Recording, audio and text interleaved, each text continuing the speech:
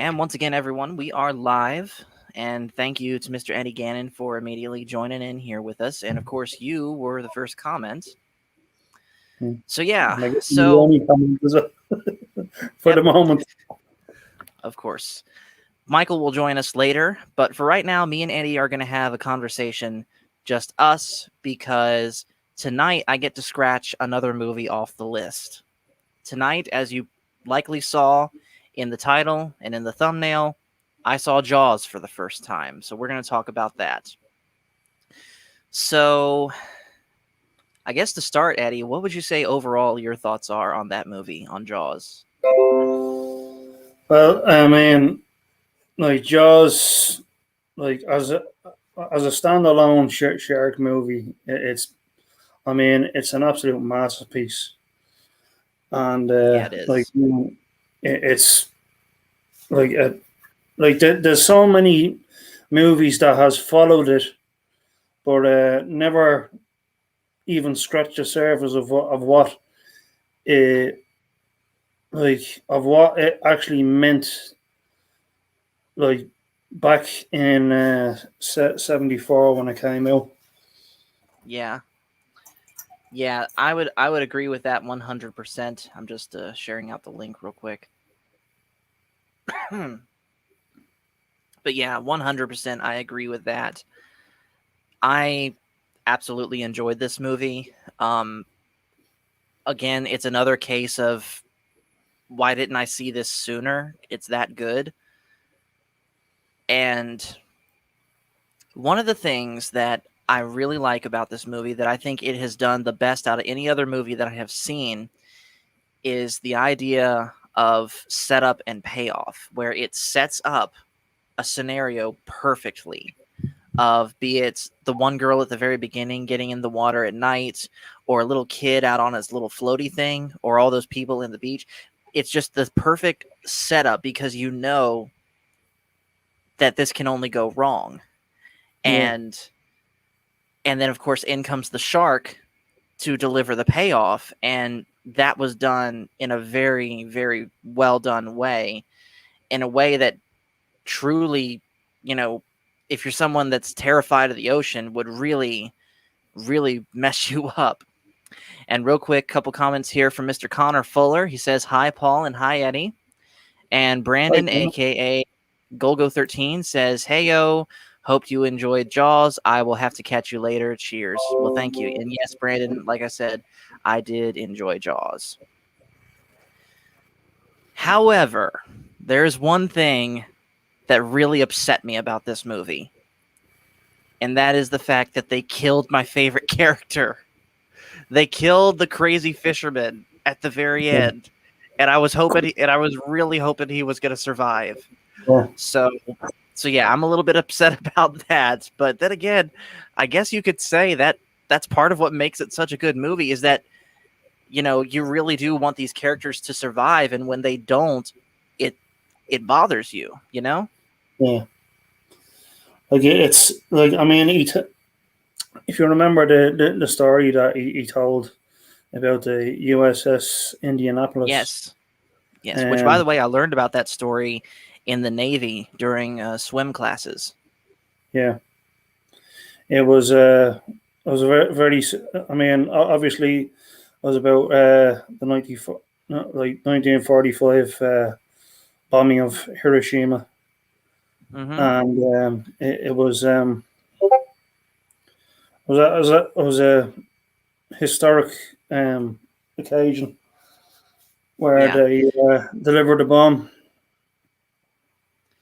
Yeah. So, real quick, we'll go over what we're talking about here for those unfamiliar. The USS Indianapolis. So, and of course, our youngest brother is here, Jonathan. Okay. Um, so I'm going to screen share Wikipedia here, and we'll just do a quick overview of the USS Indianapolis. Okay, so it was a Portland class heavy cruiser of the Navy, named for Indianapolis, Indiana. Um, it was the flagship for the commander of Scouting Forces One, and then as flagship for Admiral Raymond Spruance in 1943 and 44, where he commanded the Fifth Fleet in battles across the Central Pacific during World War II. And like you said, Eddie, it completed a top secret high speed trip to deliver parts of Little Boy, the first nuclear weapon ever used in combat, to the USS Army Air Force Base on the island of Tinian, and subsequently departed for the Philippines on training day. So let's skip down here to where it sunk. So at 15 minutes after midnight on the 30th of July, the USS Indianapolis was struck on her starboard side, which is her right side for those uninitiated, by two Type 95 torpedoes, one in the bow and one amidships from the Japanese submarine I-58, captained by I'm gonna attempt this by Commander Mokitsura Hashimoto. Apologies if I butchered that. Who initially thought he had spotted the New Mexico class battleship Idaho. The explosions caused massive damage. Indianapolis took on a heavy list and settled by the bow. 12 minutes later, she rolled completely over. Then her stern rose into the air and she sank. Some 300 of the 1,195 crewmen aboard went down with the ship. With few lifeboats and many without life jackets, the remainder of the crew was set adrift. Let's see. And then here's the important part for the movie. Hundreds of sharks were drawn to the wreck by the noise of the explosions and the scent of blood in the water. After picking off the dead and wounded, they began attacking survivors. The number of deaths attributed to sharks ranges from a few dozen to 150. And of course, part of this was, if I remember correctly, how I'm trying to find where it says in the page here, but I can't find it. But basically, like I said, I learned about this incident when I was in Navy boot camp. It was very early in my time there, because part of the requirements for Navy boot camp is you have to pass a swim test. And they tell you this story of the USS Indianapolis as basically an example of why we have the swim test and swim training if you can't pass the swim test, which I did, thankfully, on the first try. And they told the story of how those sailors back in the day did not have the training that they should have had, hence why sailors today get that sort of training. And Quint, the character, getting back to Jaws, Quint, the old fisherman, my favorite character, was a veteran and a survivor from that incident in the movie, which makes it all the more sad to me that that's how he went out. He went out getting eaten by the shark on his own boat, having survived shark attacks previously in the war. So yeah, that part, like I said, really upset me. But overall, that aside, I liked this movie. As far as how the movie was made, wasn't this like Steven Spielberg's like first big, like the one that put him on the map? Yeah. Yeah, I can certainly see why. Because the way that he created those shots, first off, where you don't even see the shark, but you're looking through the water from the shark's point of view, and all the people, the parts of them that are underwater. And the way he did that is there's a accompanied by... There's a reason for that, and I'll tell you that later. Okay. Yeah. But yeah, combining that with John Williams's music, which again, John Williams can do no wrong, but this was very... He knows how to write music for a scenario, whether it's an epic showdown like Duel of the Fates or Battle of the Heroes, to something more subtle, like in this movie, where it's music accompanying the shark just sneaking around in the water. And it just, like I said, it goes further into that idea of setup and payoff that this movie does so well. The scene is set up, the opportunity is there for the shark to attack, and then the shark attacks, and the payoff is exactly what you want it to be. Not to mention, when you do see the shark itself, specifically the part where the shark is, coming up onto the ship at the very end. Obviously, it's an animatronic shark, but excuse me, um, it certainly was convincing enough, especially again when it had the old fisherman in its mouth. Hmm. And speaking of that, John pops in here saying the shark prop wasn't ready. That's why it wasn't seen for half the movie. Is that John, you true? spoiled it for me. Oh wait, that's what you were gonna say? Yeah. Well, thank you for telling me that, John. He Yeah, says I wasn't ready until the end of the movie. it's fine, it's fine. But yeah, still, knowing that just makes this movie even cooler to me. Basically, the fact that the prop wasn't ready, and so Spielberg had to work around that. And Yeah, honestly, I think it would have been. I think it's better that he didn't have the shark prop ready instead exactly. of having it there and seeing it from the very beginning. Yeah.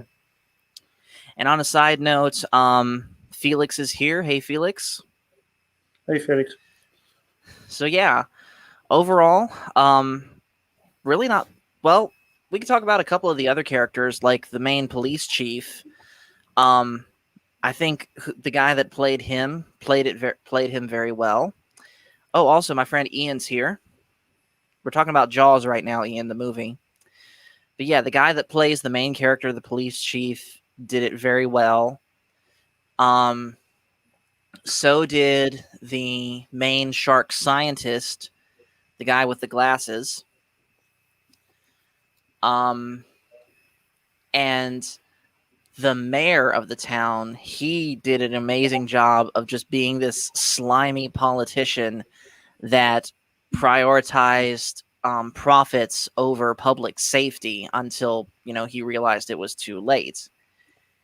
And funny thing, Ian will know what I'm talking about with this.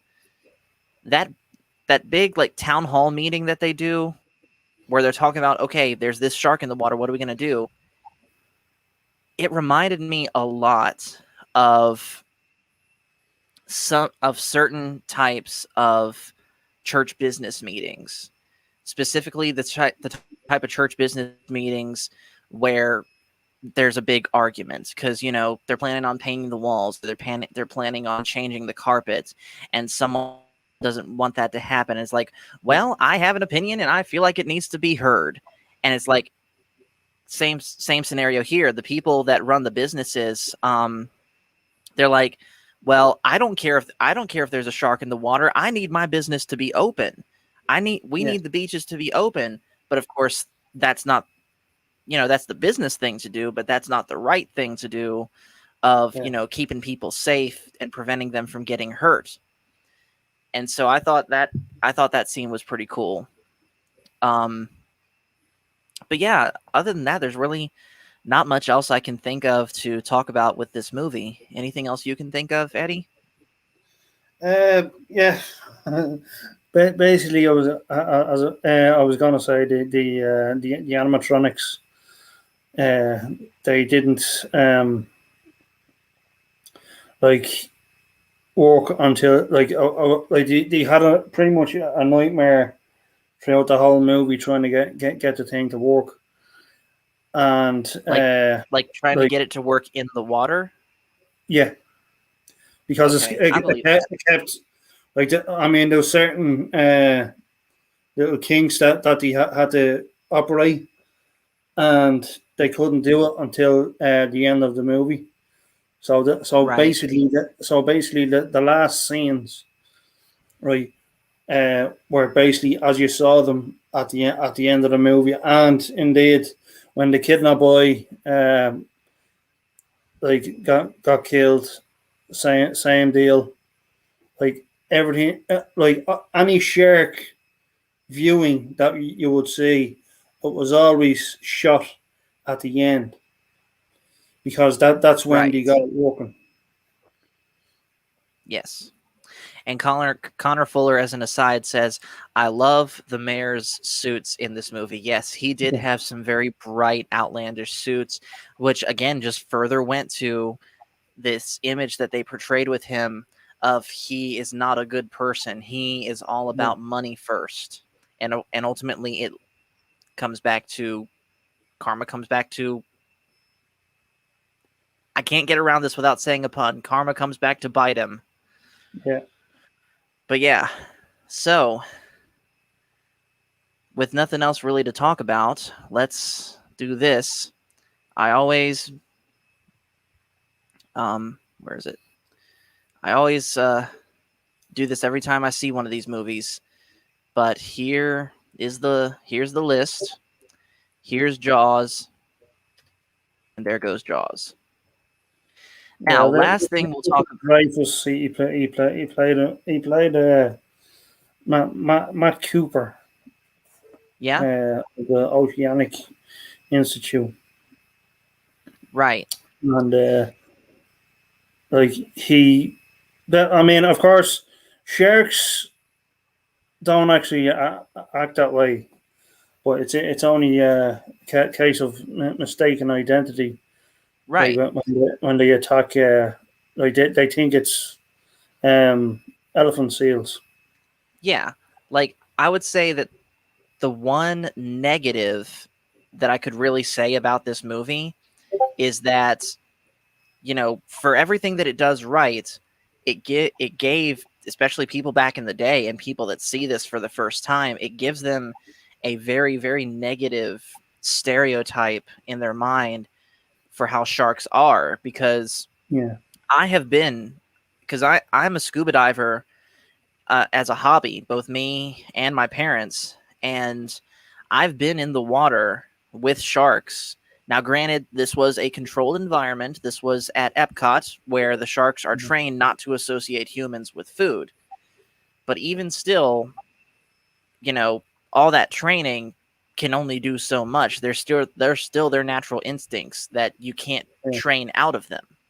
yeah, But anyways, though, for some people, I remember hearing that they just did not want to go to the beach and did not want to get into the water after seeing this movie because they thought a shark was just going to come up and get them just yeah, out of the blue.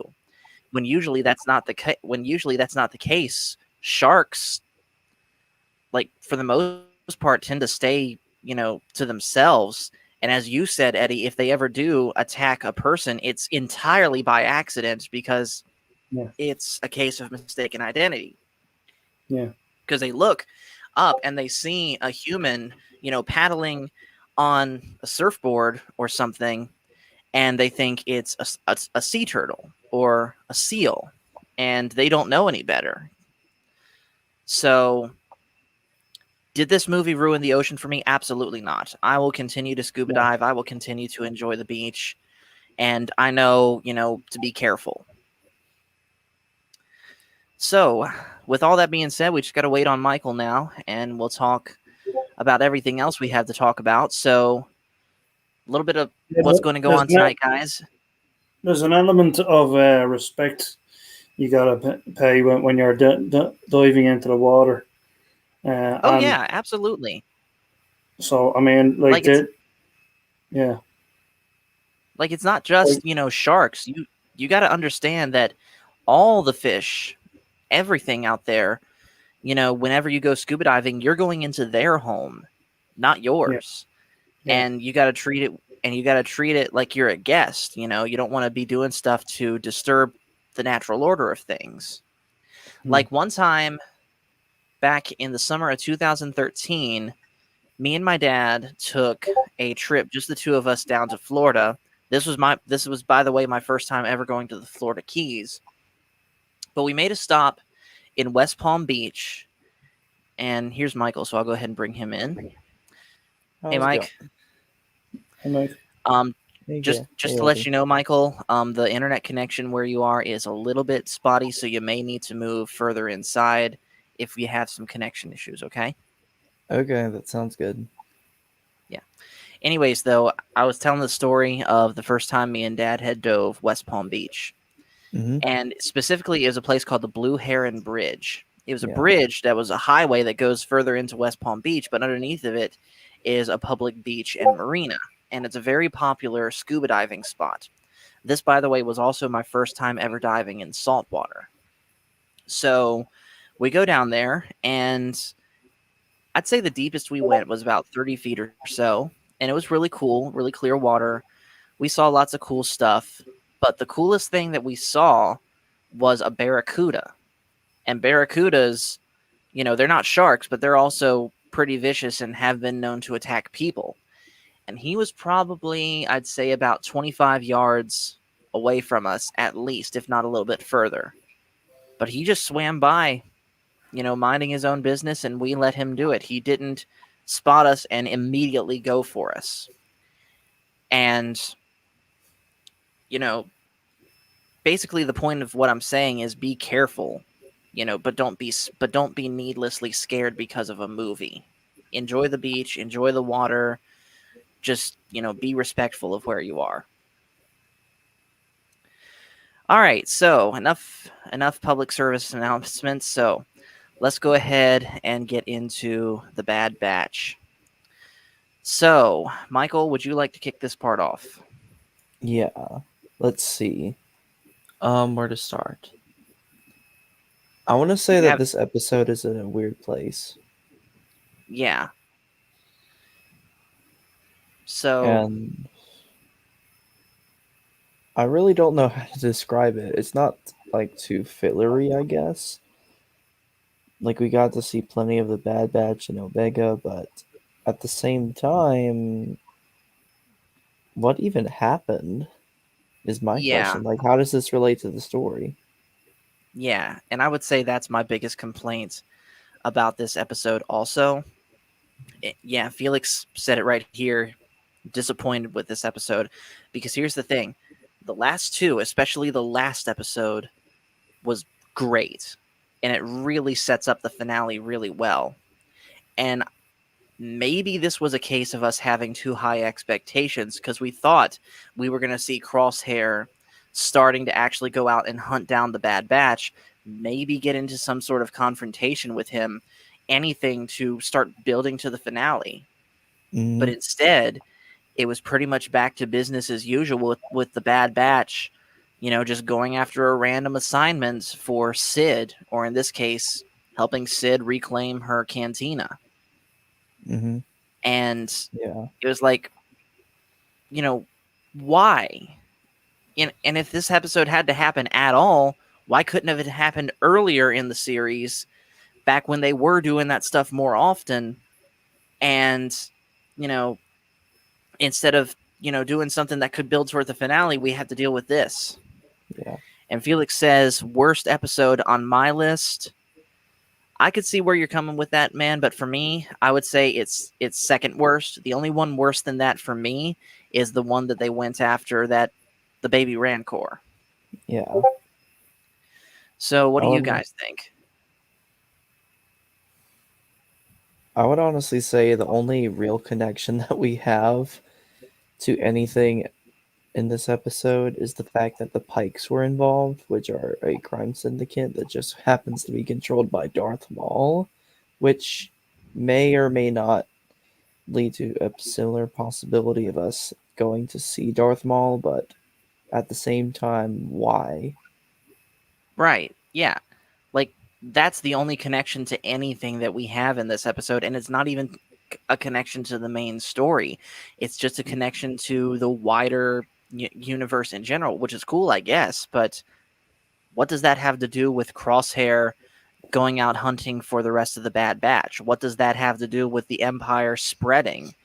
What does that have to do with the clones getting discontinued and more people getting recruited to be stormtroopers? And Connor Fuller here says, it wasn't a great episode, but I think it could be build up for a future story. I hope you're right, but again, we don't know if there's going to be a second season of this. All we know for right now is that there's going to be one season of the Bad Batch, and we're almost to the end. So this isn't the time, in my mind at least, for filler type episodes like this. What do you think, Eddie? Yeah, I think I agree with Connor on this occasion. I mean, they did point out at the start that there is only going to be one season, and that's it. Um, but like it was a disappointing episode. I mean, why like do another side mission, which is absolutely insane at this point. Um, but I mean, uh, it was to like again, it was to rescue Omega, and that's pretty much what he wanted that he had to do. Yeah. So it was an intriguing episode, but I mean, at the same time, it was disappointing. Yeah. Um, So and by the way, I just Googled this and kind of going along with what yeah, Felix said here. The sad part is that there is 3 episodes left. Yes. Connor says, I think there may be another season. It's selling merch and Disney will want to cash in on that.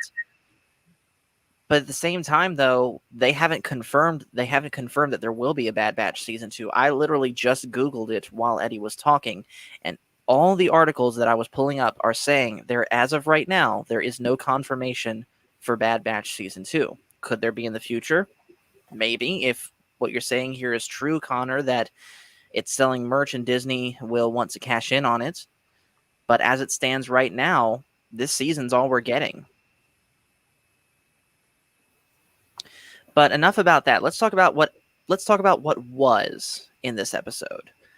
The idea that the Bad Batch have to basically do a drug run to take away drugs from this guy that came in and took over Sid's cantina, and they want to steal the drugs away from them to screw him over with the Pikes.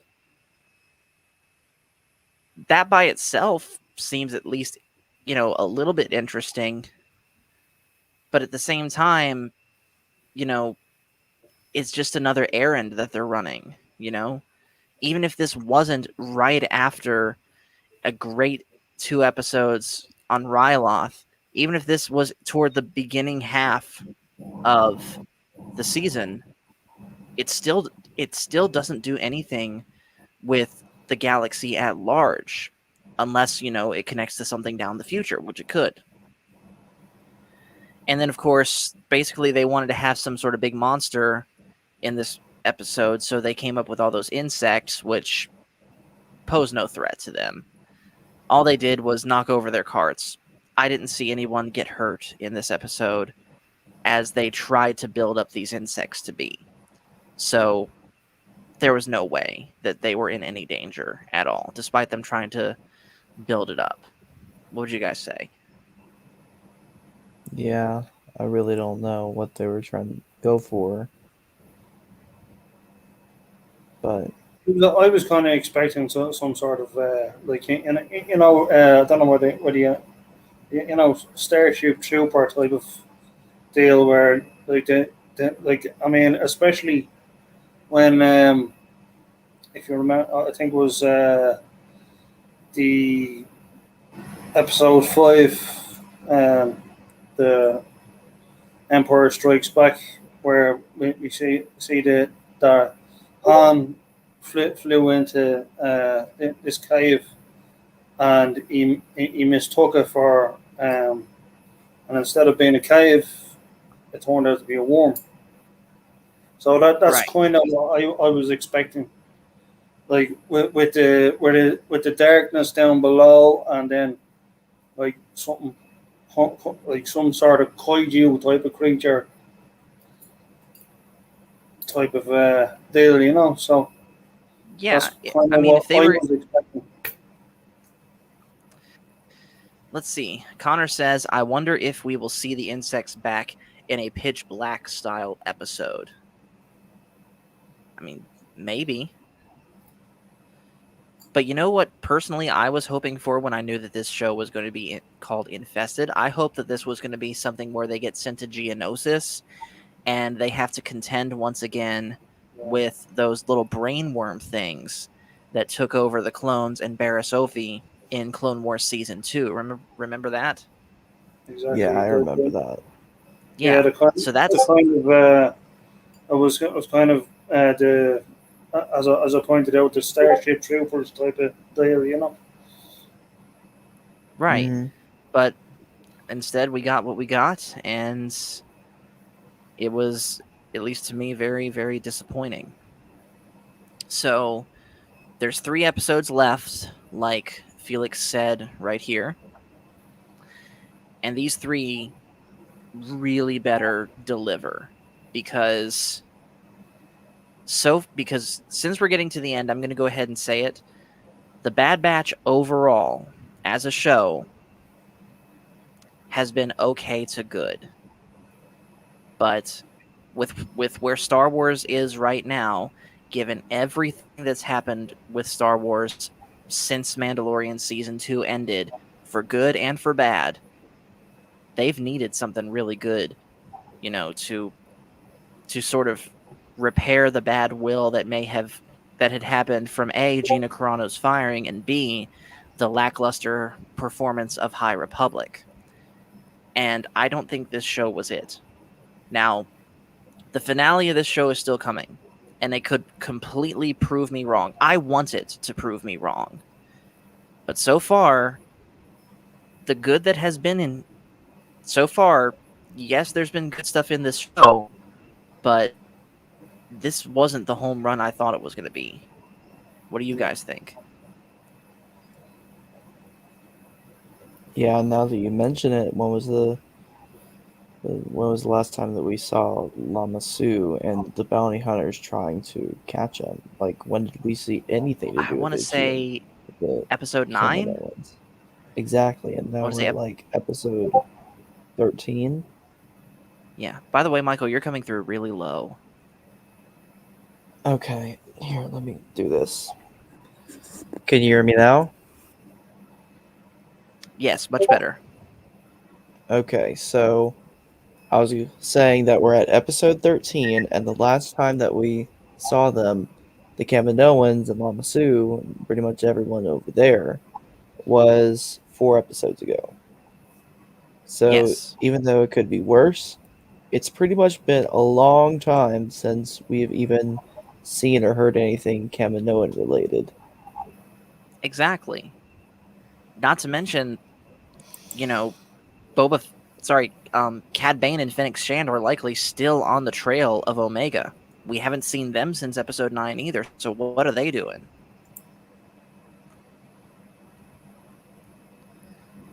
So yeah, like I said, these last 3 episodes really gotta do something to wow me because overall, there's been stuff about this show that I do like, but overall, I'm not feeling wowed right now.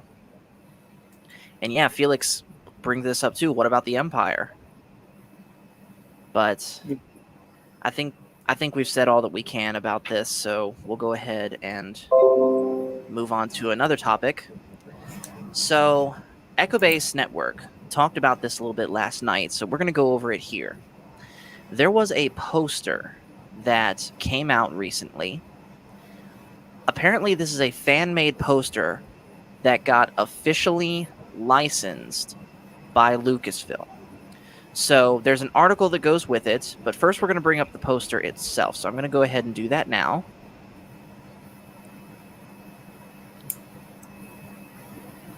There it is. So as you can see, there's Luke and Grogu together. Grogu is using the Force to levitate what I'm assuming is lightsaber parts, and Luke has a yellow kyber crystal. Not to mention, he's wearing a slightly different outfit. So the fact that Lucasfilm licensed this poster, what do you guys think that this says about where at least their part of the Mandoverse story is going?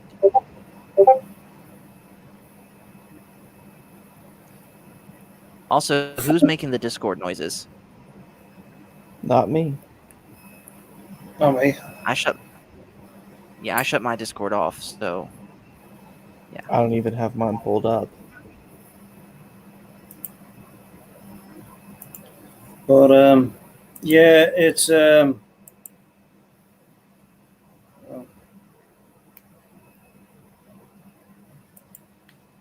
I will say one thing though that I just noticed about this poster, by the way. I thought Grogu was standing on a pedestal, but no, that's a platform that's levitating. So I think Yeah, that's an extra little detail that I didn't notice. That's pretty cool because I thought that was just yeah. like a standard little podium pedestal sort of thing, but no, that's floating, Mm-hmm. which I think would work perfectly for him. Yeah. If you remember Coach asking, if you remember Coach mentioning the like Marvel Star Wars.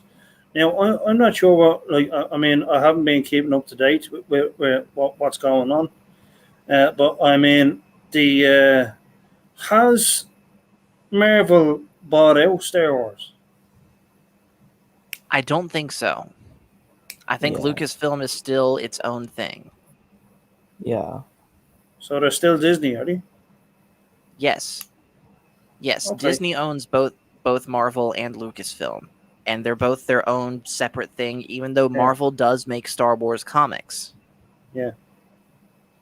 So I mean, if that was the case, and they like they became into the Marvel franchise, then they they like there's a little thing that Marvel does and kind of deflects on what they actually show as the finished product, if you know what I mean.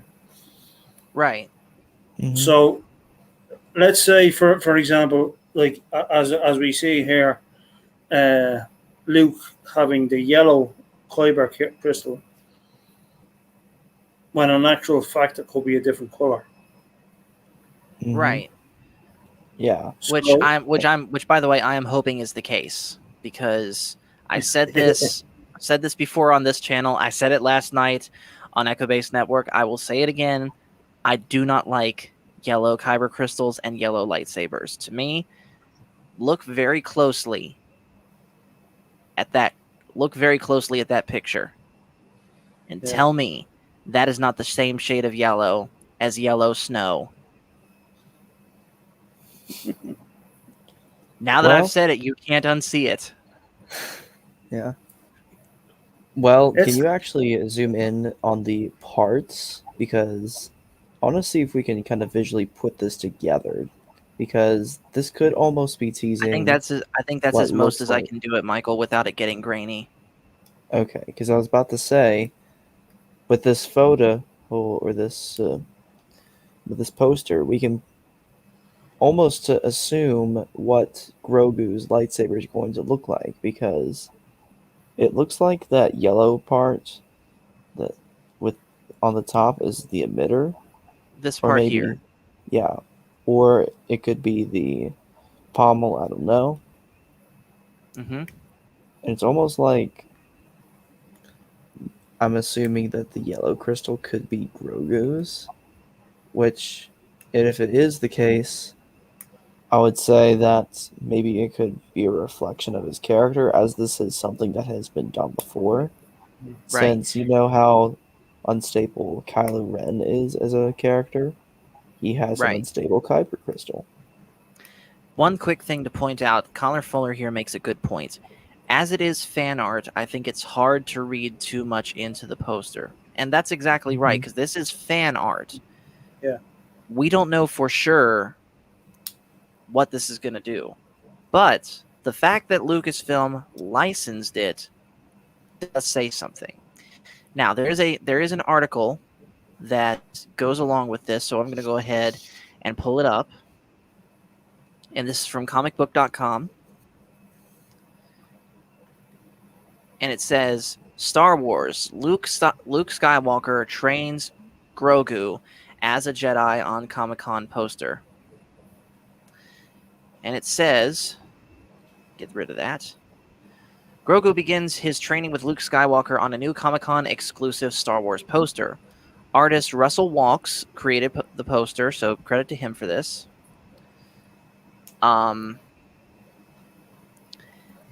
He titled it Size Matters Not. The name points out Luke's relationship with Baby Yoda reverses the relationship Luke had with Yoda. Grogu uses the Force to levitate the pieces of a lightsaber. At the same time, Luke hovers a yellow kyber crystal above his palm. The scene shows one possible future for Luke and Grogu after Star Wars The Mandalorian's second season finale. The poster is available exclusively at Shop Trends. You can see the poster below, which, by the way, I've heard the poster is $22 for those that want to purchase it. This poster comes ahead of Disney Gallery The Mandalorian making of the season 2 finale. The special episode of the series focuses on how the Mandalorian brought Luke Skywalker back in his prime. The shocking return was a well-kept secret, and of course, there's the poster there. And of course, it goes on to talk about, more of the stuff that we already know, talking about how Luke did the appearance on Jimmy Kimmel. Talking about that. But yeah, going back to the poster itself, I hope you're right, Connor, in that this is a fan art and they could go to something else entirely different. Because like I said, I don't like yellow lightsabers of anyone's. Whether it's the Temple Guards, whether it's Rey's, whether it's this, whether it's when you throw a yellow crystal in yours, Michael. I just don't like it. Though to be fair, Michael's is more yellow green. The thing about the significance of the yellow crystal is because it's as we know, Filoni and Favreau is going back to the Legends end of it. So it wouldn't be the Temple Guard. It would be considered as a Sentinel. Right. But why would Baby Yoda have this color? Or sorry, Grogu. Well, my bad. I would say that it's represented in the Jedi path because I believe, to kind You of mean this paraphrase book? what it meant, yeah. All right, To paraphrase find it. what the yellow book, to kind of paraphrase what the kyber crystal yellow means, is almost like a balance between Jedi consular and Jedi warrior, where you're a balance between a good warrior, a good fighter, and a balance between a good negotiator and a peacekeeper. I think that's what it says, roughly speaking. Of course, PJ can look at the actual quotes Right. if he can find it. Yeah, I'm turning to it right now. Where is it?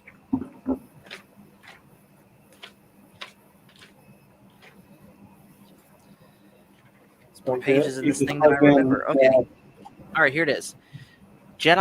So here it is, page 126, Jedi Sentinel. It shows a picture of someone wielding a yellow lightsaber. And it says, striking a balance between the Guardian and the Consular, the Jedi Sentinel is a class that combines both disciplines with civilian expertise. Because we don't focus our time on lightsaber exercises or Force meditation, we Sentinels have acquired a host of skills that don't require Force sensitivity, and we can accomplish tasks that neither the Guardians nor Consulars could handle on their own. Let's see, where does it say anything? Okay, here's the paragraph about yellow crystals. Though Sentinels rarely need to use a weapon, like all Jedi, we carry a lightsaber. A Sentinel's lightsaber usually bears a yellow blade. Haven't seen many of those? ? Now you know how few we are in number and how well we stay concealed until action is required. Let's see. It also doesn't say, by the way, anything about Temple Guards in this book. Now, it's worth noting out that this book here is considered Legends canon now, unfortunately, because I really do like this book and wish it was canon. Same with Book of Sith. Oh, by the way, hello to Darth Arlena. How are you doing today, ma'am? She's a fellow Virginian like us. But yeah, it doesn't say anything about that book as to why yellow. It just says we have them.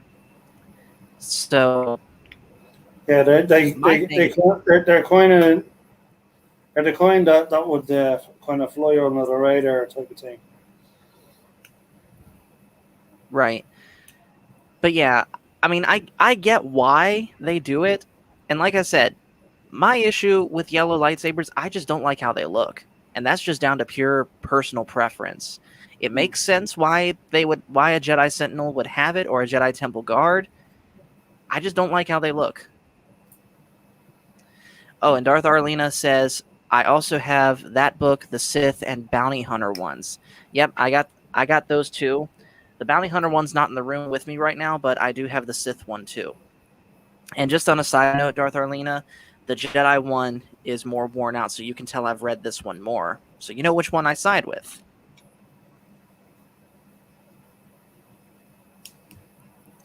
But as far as just so ignoring the Kyber crystal aside, like I said, the fact that Disney licensed this, fan art or not, is pretty interesting.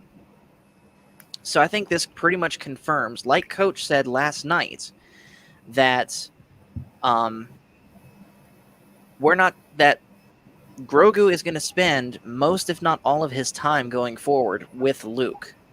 And if he's reunited with Din Djarin at all, it'll be because Din Djarin drops in on him for a visit or something. He's not going to run away from Luke to go be with Mando. And by the way, Felix, to answer your question here, Luke is wearing his own lightsaber. It just so happens that his own lightsaber looks so similar to Obi-Wan's. Mm-hmm. And also another thing to consider is that another reason why Din Djarin would ever be reunited is if, say, for example, Luke were to come back and say, hey, Grogu is in even more danger, I trust you to protect him again. Mm-hmm. Yeah, that could be a thing. Perhaps Luke has to go off on some sort of mission that he just cannot bring Grogu on, and so he leaves him with Mando again as a babysitter. But then again, that's not really is that something that people are going to want to really see Mando get into again, is to have to babysit Grogu? Because we know that I'll use Nick for example. Nick does not like Omega because he doesn't like the fact that, at least one reason is that he doesn't like the fact that the Bad Batch have been saddled with a child when they're supposed to be these elite special forces clones, and they're supposed to be out there just, kicking butt and taking names. Add on to the fact they have to babysit a kid. Well, I think if they did that, if Mando has to babysit Baby Yoda again, it may make the people that like Baby Yoda happy, but those that were ready for the formula to be mixed up a little bit, it's going to make them mad. And I can't lie, it would kind of upset me too, because it's time for Mando to move on to something new. He can he can be sentimental and miss Grogu if they want to do that and maybe visit him, but they shouldn't stay, to that formula. And let's see, Darth Arlena says maybe at that point Grogu will be older and not childlike. Maybe. Yeah. Like why didn't the one knock, by the way, since you brought this up, the one knock that I have on the season 2 finale of Mandalorian, which by the way, this has nothing to do with Luke. Everything with Luke was 10 out of 10.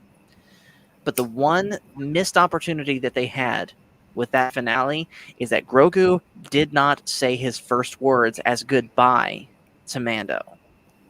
That would have just been the cherry on top of the 10 out of 10 ice cream sundae that we had with Luke returning. What do you guys think? I mean, the most beautiful thing about that scene was like the fact that there was no speaking, like, and like the two of them kind of looked at each other, like, and we have to say our goodbyes and this that.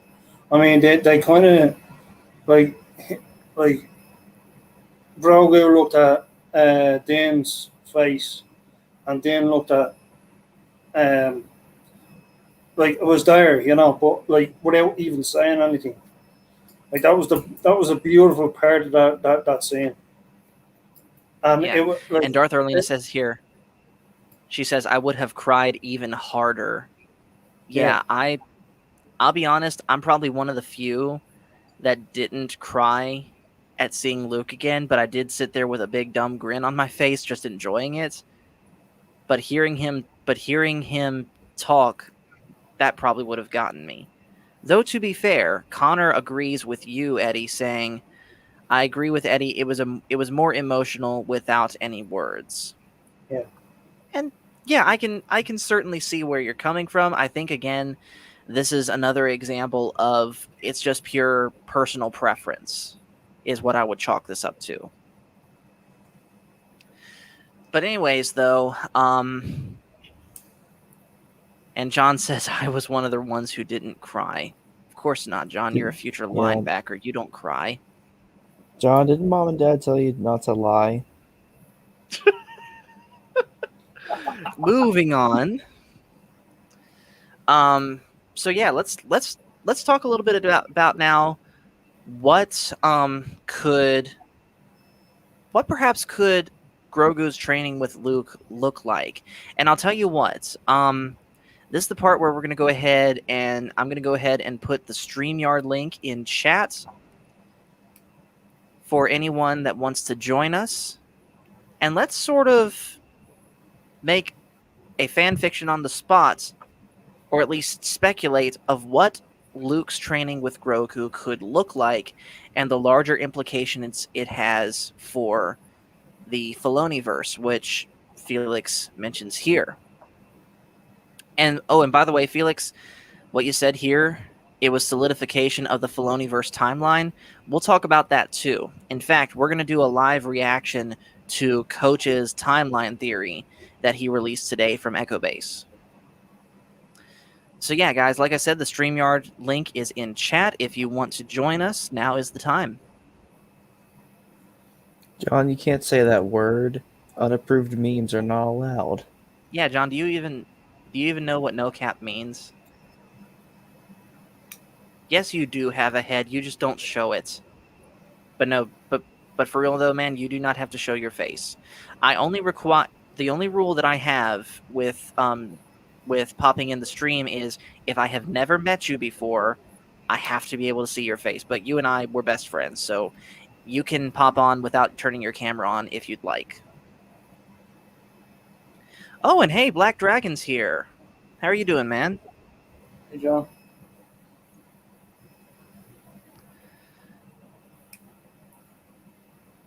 And okay, so he says he does know it is. All right, I trust you, John. All right, so I'll be right back. I'm going to get a drink real quick because this one ran out. Yep. Alright, so as everybody's kind of joining in whenever they are doing so, just want to say how everybody's doing today. Let's see. John, I don't know if you can join. I'm not gonna. I mean, hopefully you don't have a lot of audio issues like that one time. So Eddie, how's your day going? Yeah, all good. How's your day? Your It day? was good. I decided to do a quick live on TikTok. Hmm. And of course, you were there to see it. Yeah. Just kind of rehashing some old stories and also, I kind of encouraged you, didn't I? yep, so why not? Yeah. And now I think about it, I wonder if I should have streamed Red Dead. But then again, I guess I already started, so Yeah. I guess it's It's a not great, too big it's of a a great deal. game. There's no Yeah. question about it. Yeah. So Darth Arlena, you said that your PC has decided to not update. That's tough. Like, I absolutely hate it when your All right, computer I'm back. decides to update at literally the worst time. Yeah, that's unfortunate, Darth Arlena. Oh, sucks. But yeah, I decided not to get another can of Coke, and I got some sweet tea. and one of these, which, by the way, purple and red are the best flavors of these. Don't at me.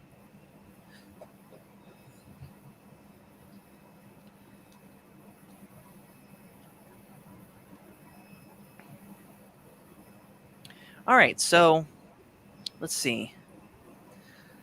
So I guess we'll go ahead and get the conversation started then, while we see if any other people want to join. So what could Luke and Grogu's training look like? I think, at least for one, I think one of the first questions we should ask is, where's this training going to happen? Now, we know in Legends canon, Luke,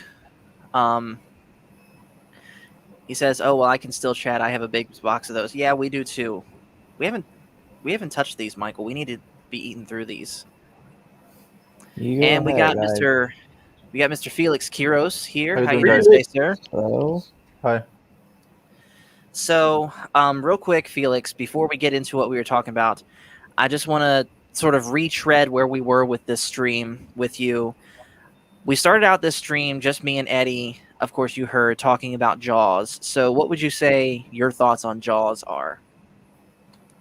Oh, for me, yeah, I haven't watched it in a long time. I watched it a lot at some point, but it's one of the best classics. But by Steven Spielberg. I would say that put him on Yeah. the map, and yeah, it scared a lot of people. There were people afraid of going to the beach, of sharks, because it was a terror movie in a way. Like people were, Yeah, it was. yeah, and but yeah, And it's I'll a say one- classic. And one other thing, too, that I forgot to mention about that movie, whoever it was that made the fake body parts, good job. You, really did that well. And we have Ian, a.k.a. the Headless Guitarist. How you doing, sir? Gentlemen. You really did that well. How are y'all And we doing today? have Doing well. How Hey, are you? man, do you have your headphones on? Yes, I do. Okay, because, yeah, you were echoing there for a second. Yeah. All right. But I yeah, got it now. so for those that don't know, this guy, the headless guitarist, this is my best friend Ian. We play music together in church, and as you can see, he has his guitar, his 7-string beast that he always loves. One of the two. Yes. Yeah, one of the two. Also, by the way, in that fish tank down there on the ground next to him is a big black snake. The snake. The snake, actually, he just shed his skin last night, and Oh, for some reason he looks like he's grown half a foot. Mhm. Do you have that shedding handy? Yes, I do. Yeah. Give me a minute to get it. It's literally been forever since I've seen the snake. And while you're doing that, Darth Arlena says, Jaws is awesome. Scared me. I still don't like going to the beach. And honestly, with that movie, I don't blame you. So yeah, let's get back to what we were talking about as far as what could... Oh, there's that shedding there. Wow. So it's like almost 6 feet long. If I hold it up straight and it touches the ground, it's almost at my head level. Wow. So, That yeah, is he's- impressive. He's big.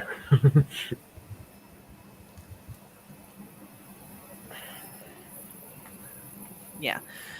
So, also, shout out to Mega Metalorian. How you doing today?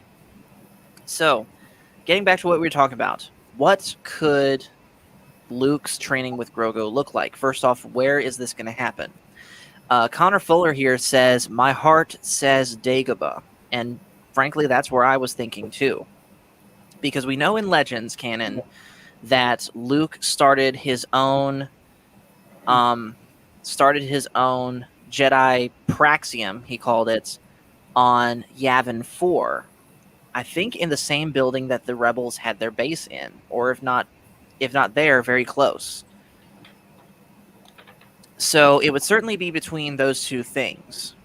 I don't see Luke taking Grogu to Coruscant. And it's not impossible that he could take Grogu to Octo, the island that he was on in the sequel trilogy that we don't talk about. but I don't think that's very likely to happen. So I think it comes down to being between Yavin 4 and Dagobah. What do you guys think? I'm thinking Endor. Why do you think Endor? Well, I mean that's where we left off, like with the rebel forces, and like they could have a kind of private ground where they would be able to train, but like we saw the Marty Sue. Um, Right. By the way, Michael, I'm going to let you read this comment here, and I'll let you respond accordingly. Black Dragon, I love the beach. I love the water, just not the beach. Too much sand. Go ahead with the Anakin sand jokes.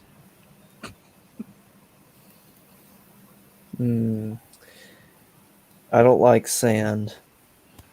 It's coarse, it's rough, and it's irritating. It gets everywhere. Mm-hmm. Exactly. Watch the chat just completely blow up, starting with Connor Fuller. Yep. Okay, so Darth Arlena thinks it could be, also thinks it could be Yavin 4, or it could be a whole other planet, perhaps one we haven't seen yet, which, again, it's a big galaxy, so maybe. Black Dragon says Yavin 4 is strong with the Force due to the, I'm going to try this, Masisi priests. Let me know if I pronounced that right. That's why Luke ran his academy there in canon. But if I remember correctly, wasn't there like some sort of dark side nexus there too? I Because don't know.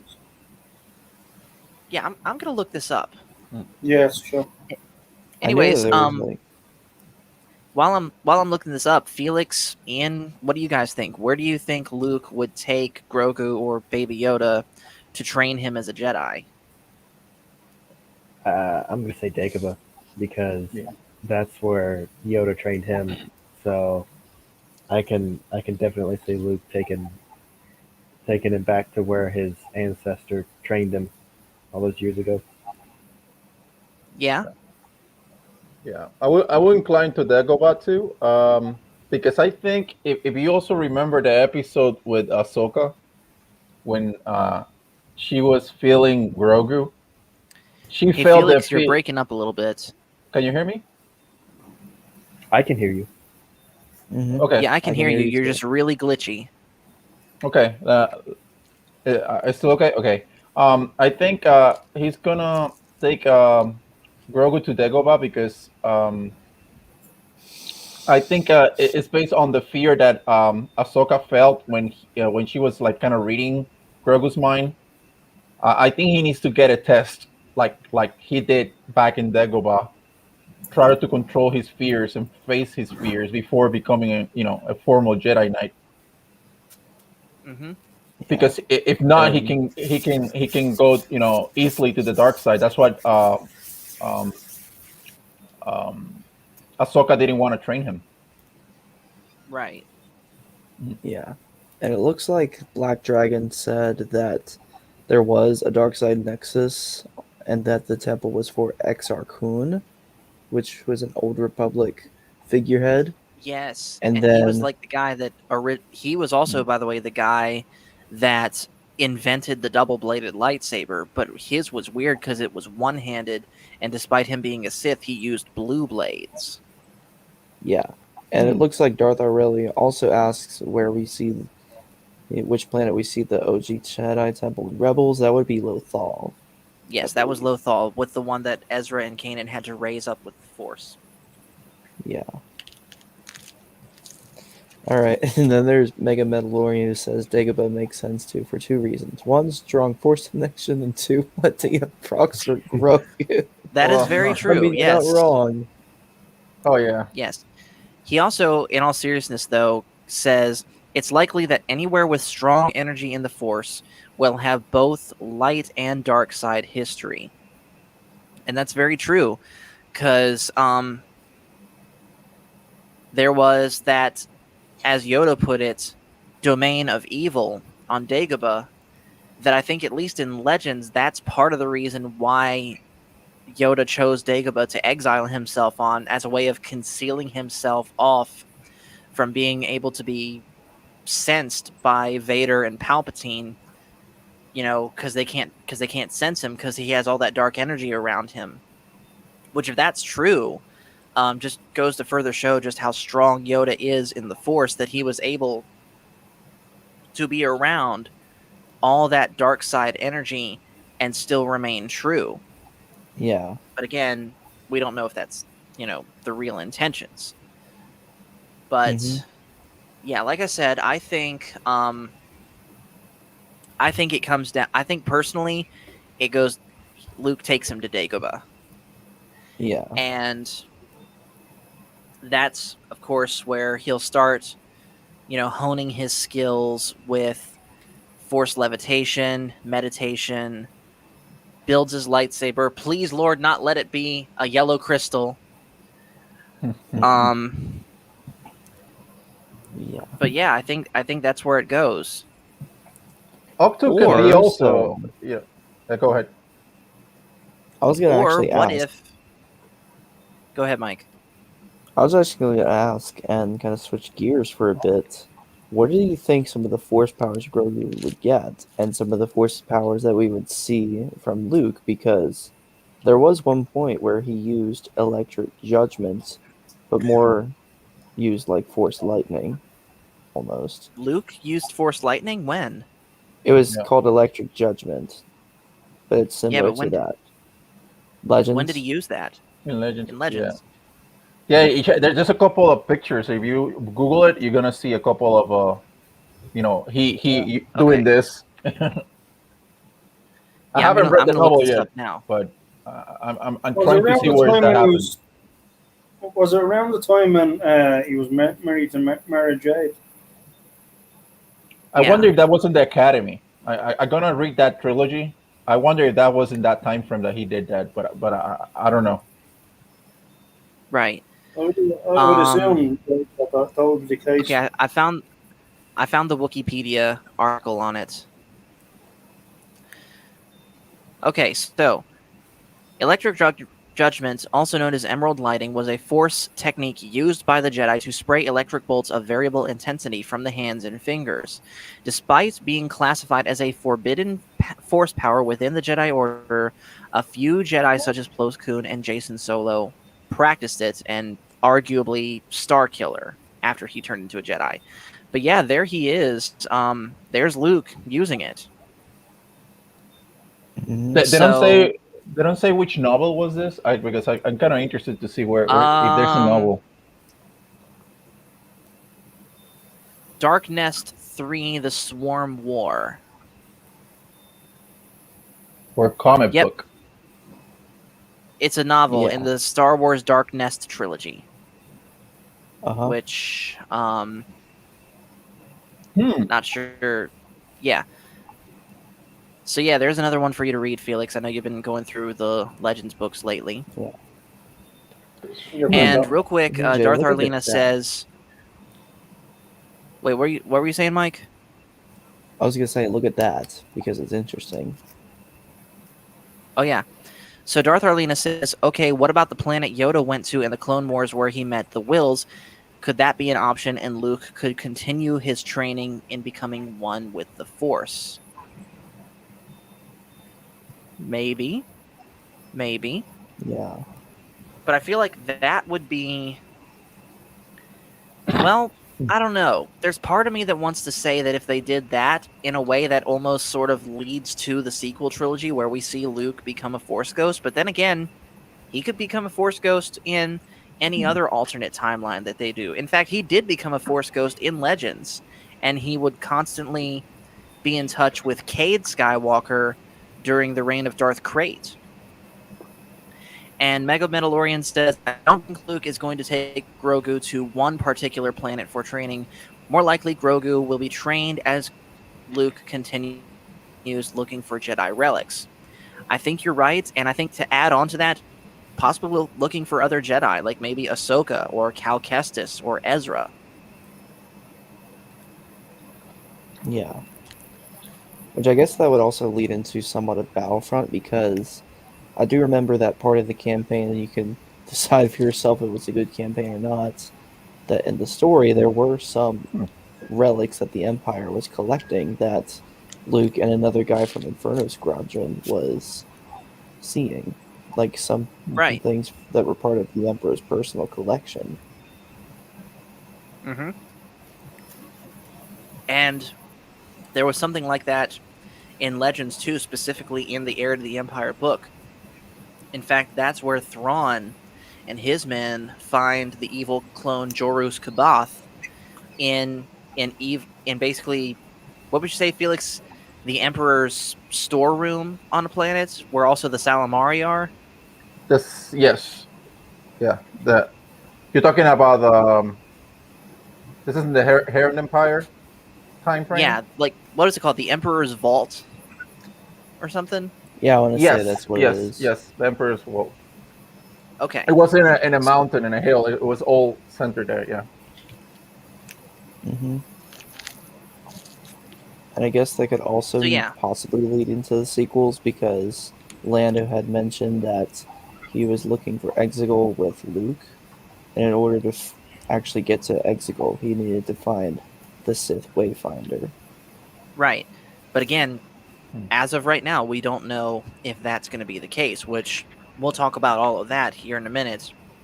When, like I said, we're going to do a live reaction to Coach's video that he put out today, talking about how we could be dealing with two different timelines. And we're also going to talk a little bit about that, sort of continue the conversation Mm-hmm. that was had last night. Basically, the idea of should there be multiple timelines, but we'll get to all of that in a minute. So, Ian, we haven't heard from you in a little bit, man. What do you think of what Luke's training with Grogu could be like, as far as what he would be teaching him, stuff they would do together and things like that? I'm curious to see how they're going to tie in his training with Grogu um, into the story of how Kylo Ren came to existence. Like we know, Luke trained Kylo and a bunch of other students, and Kylo obviously turned to the dark side and all that. Um, but I'm curious to see how they're going to tie that in as well. I think it's going to look something Yep. like that, where he takes them to some remote planet, and they both have some amount of privacy, and then spend some time in training. I don't. I think. Right. I mean, knowing Disney, I think it's probably more likely that they will that they'll have him, go look for Jedi relics and then train Grogu on the way. But Right. I hope they don't take that storyline, because that's not something that I would like to see. Yeah. And we know for sure that they are not going to kill off Grogu. He's like their single biggest merchandise piece. So they're not going to kill him off and imply that he died. Again, assuming that it's in the same timeline as the sequel trilogy, they're not going to imply that he was killed when Ben Solo and the Knights of Ren, burned the place down. Darth Arlena says it here. I don't want it to connect directly to the sequel trilogy. Neither do I. And like I said, we will talk about all of that here in just a moment. Mega Mandalorian says, excuse me, another possibility is maybe Grogu gets trained by some other Jedi Luke meets, and that will disconnect Grogu from the Luke thread and make it easier to tell stories with new characters. Possibly, but do you? I mean, it's possible. I just don't know how likely that would be, because again, going back to that poster, fan art or not, Lucasfilm did license it. So they at least in the near future have plans going by that poster for Luke and Grogu to be together. So how long that lasts, don't know. I hope, you know, it lasts quite a while, because in the end that means more of seeing Luke in his prime, which everyone should want.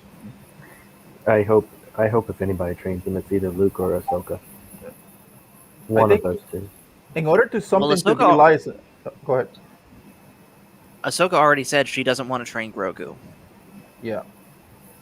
Yeah. In order to something to be licensed by Lucasfilm, it cannot be contradicting any of what they're gonna do, right? Because if not, they will not license it, right? Is that correct? I think, Exactly. yeah. If it's something that will affect their future shows, they will not license it. Yeah. Like, say for example, someone made a fan art of, let's say for example, someone made a fan art of Darth Vader killing Obi-Wan on Tatooine. I don't think they would license that, because, you know, they would have they have plans for Obi-Wan to, of course, survive through the Kenobi show, because he has to be in New Hope.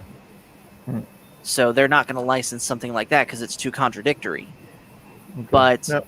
Luke and Grogu, that's kind of an open-ended thing right now. So yeah, something like what we just saw with that poster could very well be licensed, and you know, they build on that. And Darth Arlena, real quick, says it has to be Luke. Ahsoka. It has to be Luke. Ahsoka is no Jedi. Mhm. And Connor Fuller Well, says then why? Luke and Ahsoka will go after Thrawn, but will need Mando's help somehow. That's my wish for season 3. And I could see that. Yeah. And Well, think about this, Darth Arlena. sort of continuing. If Ahsoka is no Go ahead, Jedi, Mike.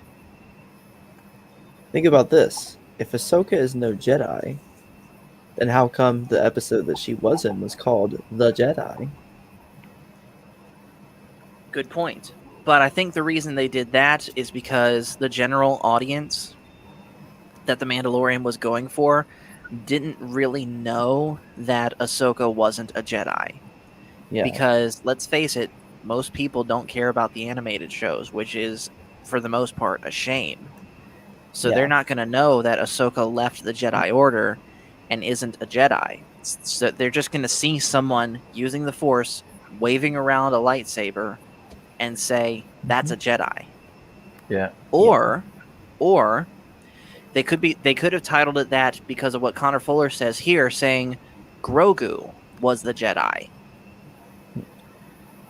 Which, Or, yeah, like just to follow on from Connor's point, like I would agree with that to a certain degree, but it's I mean the correct pronunciation would be like for Grogu to become a Jedi. So like I would think like I mean obviously as we all know.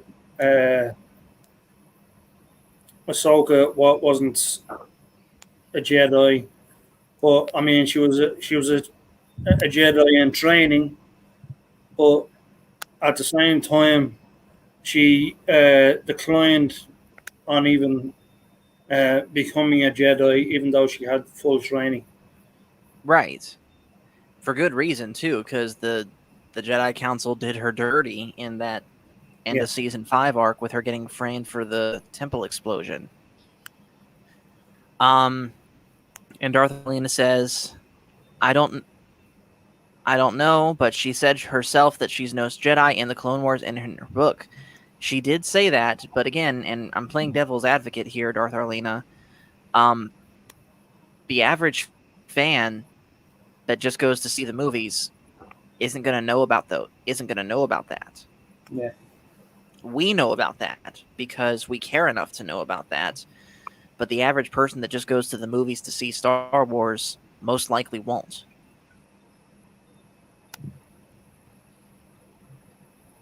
So, any final thoughts on what Luke's training with Grogu could look like, gentlemen? I think he might go back to Tython, and the reason why I say that is because, like, I mean, it's going to be like obviously the three steps, like learning how to use it, like blindly, Mm-hmm. and then the training of the of kind of being aware of your emotions, and then of course the going back to the final training, which is the learning how to build uh, a Jedi weapon.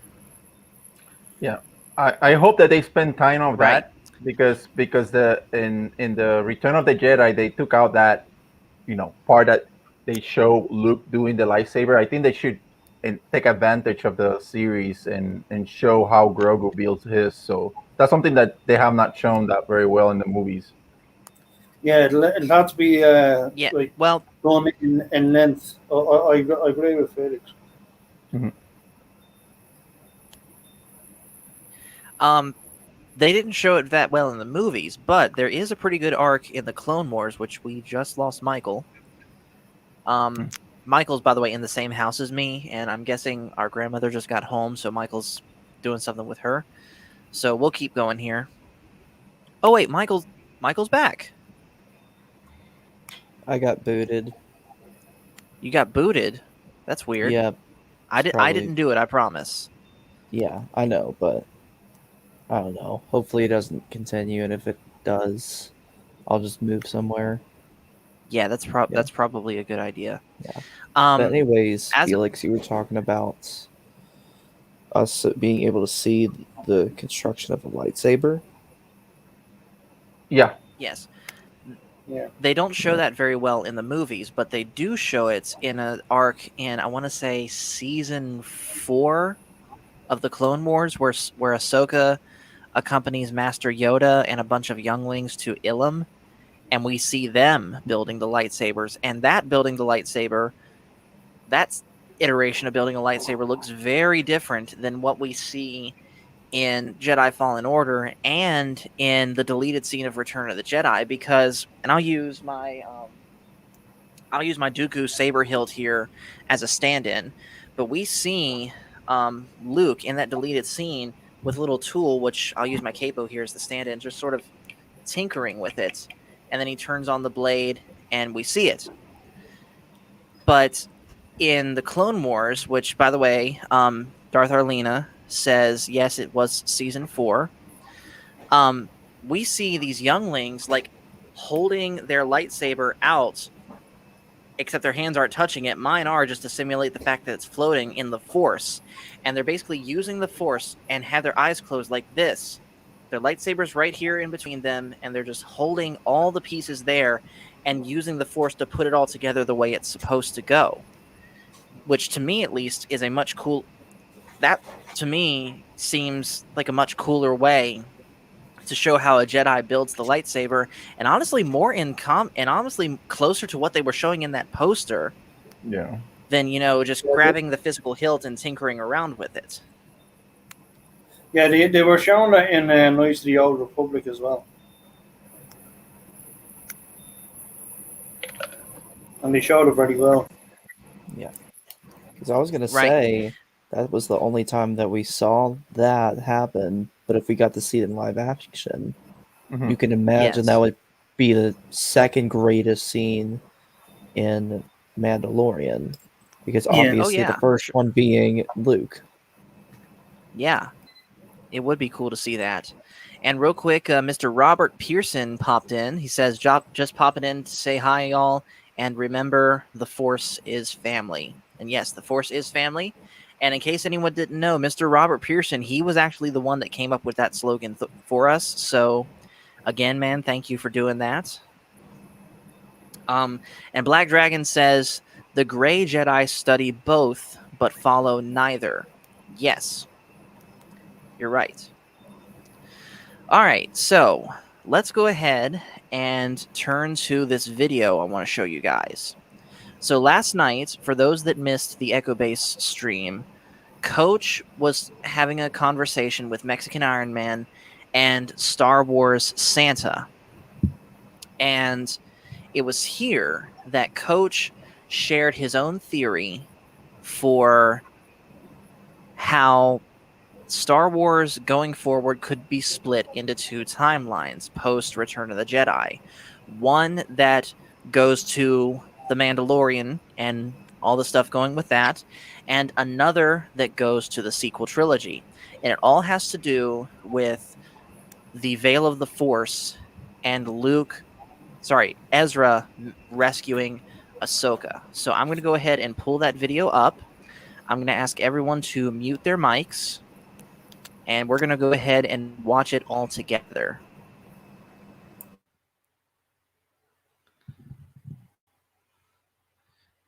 Wait a minute, hold on. I don't think I got audio, so let me fix that.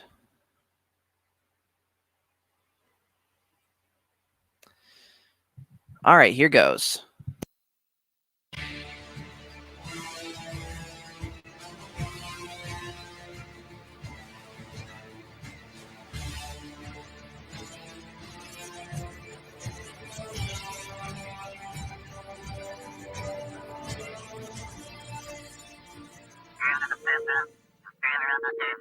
Welcome back to Echo Base Network, where we bring you Star Wars videos every single day, and you, the community, keeps Star Wars alive. I'm the coach. We're so glad that you were here and watching our video. The great YouTuber Lore Star came out with a theory video about 6 months ago, and what's happened with the most recent news, that theory for me has kind of changed a little bit, and I want to get into that theory today because some of the news that has happened recently, even this week, has definitely had some effects there with that theory. So I have laid this out, and I hope that you enjoy this. And let's go ahead and get right into it. Before I get into the theory itself, let me provide a little context, a little background information, and clear up some common misconceptions many fans have said. In the Season 2 finale of Star Wars Rebels, an episode titled From Apprentice to Adversary, where we see the dramatic clash between Ahsoka Tano and her former master and best friend, Anakin Skywalker, now Darth Vader. The fight tugged at the heartstrings of the fandom and was an incredible emotional moment in the Star Wars history. But here's where many people have gotten it wrong. So many have said on live streams, comments on videos, and even online articles that Ahsoka died at the hands of Vader. I remember seeing this episode for the first time and wondering, did Ahsoka just die? But then at the very end of the episode, we see Ahsoka as she walks into a temple, and then it cuts to Vader, who has part of his helmet destroyed from an Ahsoka Tano lightsaber. So the first important fact is that Ahsoka never died. I'm sure that Star Wars Rebels fans will remember that we did not get another Ahsoka appearance until 2 seasons later, in Season 4, Episode 13, titled A World Between Worlds. Ezra Bridger enters the portal that defies space and time, and he travels back and pulls Ahsoka through the portal as she is going head-to-head with Darth Vader in the moment we last saw her in Season 2. The episode did make it appear that Ahsoka was going to die, and that she was saved by going through the portal. But based on what we already knew, she was going to survive this fight. Ezra and Ahsoka go on to have a conversation inside the realm, where there are many doorways to different moments in time. We hear the voices of Jedi Masters throughout history, from both the past and the future. One could also make a case that you hear voices of Jedi from all different realities, but this may make more sense in a moment. At the end of their conversation, as Ahsoka is about to re-enter her timeline, the one from the past, Ezra pleads with Ahsoka. This time, come and find me, he says, because in Ezra's time and reality, Ahsoka never reappeared with the group. Ahsoka says that she will, enters her portal, and then Ezra eventually goes back to his. It is at this moment that two different realities of Star Wars has formed. Ahsoka Tano is alive in both, but in one reality, where Ahsoka did not go back and rejoin her allies until the actual end of the Rebel series, where Ezra has already disappeared with Grand Admiral Thrawn. In the other reality, we assume that Ahsoka went and rejoined her group immediately at the conclusion of her fight with Vader, thusly changing the entire scope and course of that reality. So the diagram here begins with the lightsaber in the middle. Each side of the saber represents the two different realities. We have the portals from the worlds between worlds. The one on the left represents the portal that Ezra returned to, the portal that takes us through the rest of the Rebels series. The portal on the right represents the portal where Ahsoka from the past returns back to her time, again, right after the fight with Vader. As we all know, the reality on the left is where Ezra goes and confronts Grand Admiral Thrawn, and the two disappear. And again, we assume with the reality on the right that Ahsoka went and found Ezra as she had been asked to. I believe that the reality on the left is being written and told by the Favreau and Filoni team, and will continue to be told with the upcoming series of the Book of Boba Fett, Ahsoka, Mandalorian Season 3, and a Rangers of the New Republic show, if that show ever gets off the ground. Conversely to that, I believe that the alternate reality on the right is the one that will casually go with the sequel trilogy helmed by J.J. Abrams and Rian Johnson. In one reality, we get Mando, Grogu, the live action return of Bo Katan, the live action return of Ahsoka, and a heroic Jedi Knight named Luke Skywalker shows up in Chapter 16 of The Mandalorian. In the other reality, we get Rey, Finn, Poe, Maz Kanata, the purple haired lady, and everything else. As I am not a fan of the sequel trilogy, but I do love Star Wars, I must conclude with a theory on the left that could lead Disney to an insane pot of gold if they continue to give us incredible Star Wars stories and bring back the legacy characters like Luke Skywalker and make him heroic once again. While the other reality has kind of led us to Mr. Hanky, the singing poo poo from South Park. I know that many people are against alternate timelines in Star Wars. The problem with that is that it was created years ago by Dave Filoni and George Lucas, and it just so happens that the person mostly responsible for this is already knee-deep in lore and canon over in this reality. Now we have the news that Lars Mikkelsen and Mena Massoud have been cast to play the live-action roles of Grand Admiral Thrawn and Ezra Bridger. Where is Grand Admiral Thrawn? All it will take is one simple conversation between Massoud's Ezra and Rosario Dawson's Ahsoka, overseen, of course, by Jon Favreau and Dave Filoni, to give us the confirmation of this alternate reality. In my opinion, this would be the best move for Star Wars, because everybody would win. Fans of the sequel trilogy would not have their trilogy decanonized, and people who don't want to see their hero Luke Skywalker, the same Luke Skywalker that returned in Chapter 16 of The Mandalorian, regress and turn into the Luke from the sequel trilogy. Anyways, guys, that's going to do it for this theory. What are your thoughts about this? What would you like to see happen?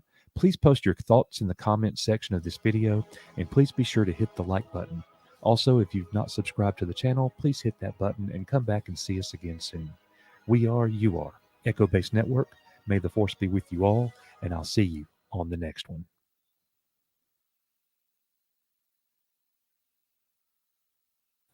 So you guys can go ahead and unmute yourself. And while you guys are doing that, I am going to point out really quick, I'm pretty sure most everyone watching right now is subscribed to Echo Base Network. But if there's anyone watching or watching this in the future that is not subscribed to Echo Base Network, please go and do so. Those guys, Coach and Nick, they have an amazing community of followers over there. Pretty much everyone that you see on screen except Ian is part of that community in some way.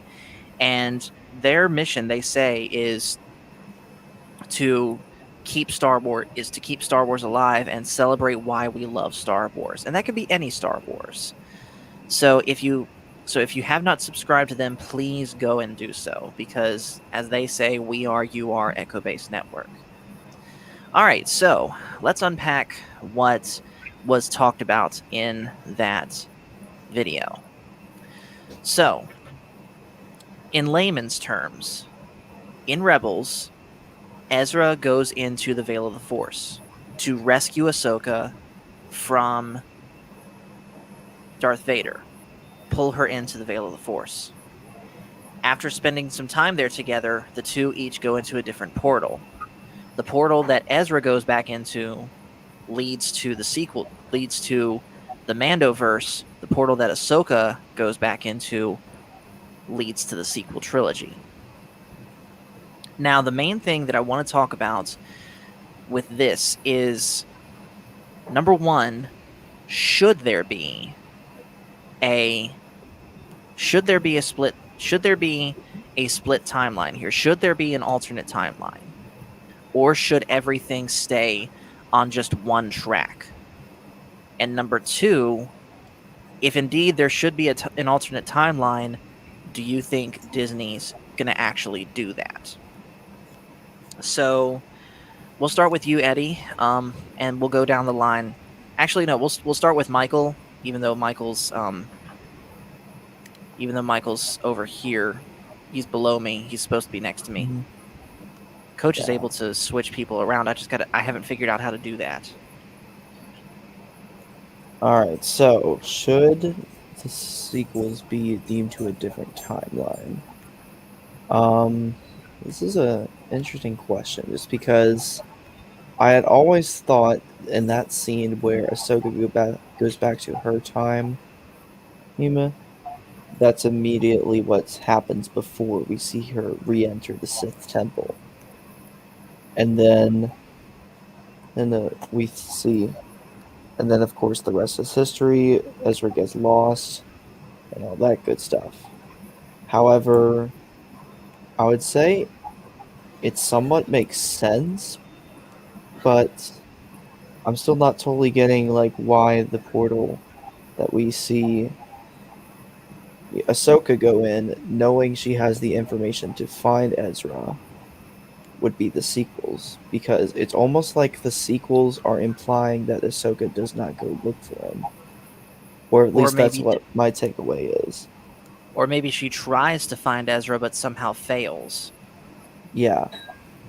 So what I'm really not getting is that if we are going to assume that the two portals mean alternate realities, then the portal that Ezra entered in is the one where he does not get to tell Ahsoka, "Hey, you need to find me." Wait, he says that before they enter both portals. Yeah. So it's almost like she went back to the past or something. I don't know. It would almost make more sense if they played it off as a what if scenario. Like, what if Ahsoka didn't have the information, then we get the sequels. But if Ahsoka did have the information, then we get the Mandoverse. That's Right. almost how I feel it should be if they're going to do it like that. But I Right. think all of it's just not really put together in a way that makes sense to me, so I really can't answer if they should do it. What would you say, Eddie? Sorry, what was the question? The question is, number one, should there be an alternate timeline, or should everything just stay on one track, whether that means things lead to the sequel trilogy or whether that means removing them from canon? Should there be an alternate timeline? Yeah, I think. I mean, I'm hoping that it's like there should be to a sense where we don't get to see the end product in from the sequel trilogy. Right. But I mean, at the same time, if we go to the left as um, uh, coach suggests with the other timeline, um, I'm hoping it's that timeline and not like the alternate timeline. Right. Felix, what do you say? Yeah, it's complex the answer, because I would say that ideally there should not be a split, but I think the best situation right now in terms of talking about business, right, is that they implement the timeline so they can make both factions of the fandom happy, and that way, Disney doesn't getting any problems with either side. Because let's say that they completely destroy one. Let's say that they destroy the sequel trilogy, path. They say no, I'm gonna decanonize that, or Right. something like that. You're gonna make all that people angry, and then Right. there's a lot of people that no, it's not like they're more than the regular other fans, but they're in the media, right, and they can make a lot of noise, right? Yeah. Not to So mention, yeah, yeah, go ahead. and what happens is that by having that split, like Coach was saying, they can still make material, content for the Mandoverse, right, with no problems, because you're not conflicting with the people that like the sequel trilogy, and vice versa. If they make novels or whatever that are based on that other timeline for the sequel trilogy, they can do that too. That way, there's no trouble, and they can make more money. But that's kind of like my opinion about it. Yeah. And I would say, not to mention the fact, not a, one of the biggest reasons why outright decanonizing the sequel trilogy would piss off the fans of the sequel trilogy is because for a lot of them, that is their Star Wars. That's their Mhm. introduction to Star Wars. Yeah. Imagine if someone said to someone who, like me, grew up the prequels, we're going to completely decanonize the prequels and they're going to be no more. They don't matter anymore. If someone said that to me, I'd be pretty mad because that's my Star Wars because I grew up with the prequels. And imagine if someone had said that to someone like Black Dragon who grew up with the original trilogy. I'm sure Black would barely be able to contain himself within his own body. He'd get mad. Like me. I grew up with the originals as well. Yeah. And, and So also the generations. If you think too, right now I don't know what is the split right now, but if you take all the Star Wars fans, right, and you were able to make a survey in terms of mhm. age groups, I'm pretty sure that right now the majority of the Star Wars fandom is on the older side of older side of Yeah. the age. So those are the people who are paying to buy stuff because they're in the age right now that they can buy stuff, and they can spend money on that, on that, franchise. So Disney Right. needs to think about that too. You know what I mean, in terms of business. Yeah. And it's funny that you say that, Felix, because it goes perfectly with what Darth Arlena says here. She says, I agree with Coach. It's a win win, and Disney can make money. And yeah, goes back to what Eddie says and what you said, Felix. They're able to create more content in the Mandoverse if it's a split timeline, and they don't have to worry about any sort of continuity thing with the sequel trilogy. Hmm. Ian, what do you think about all of this?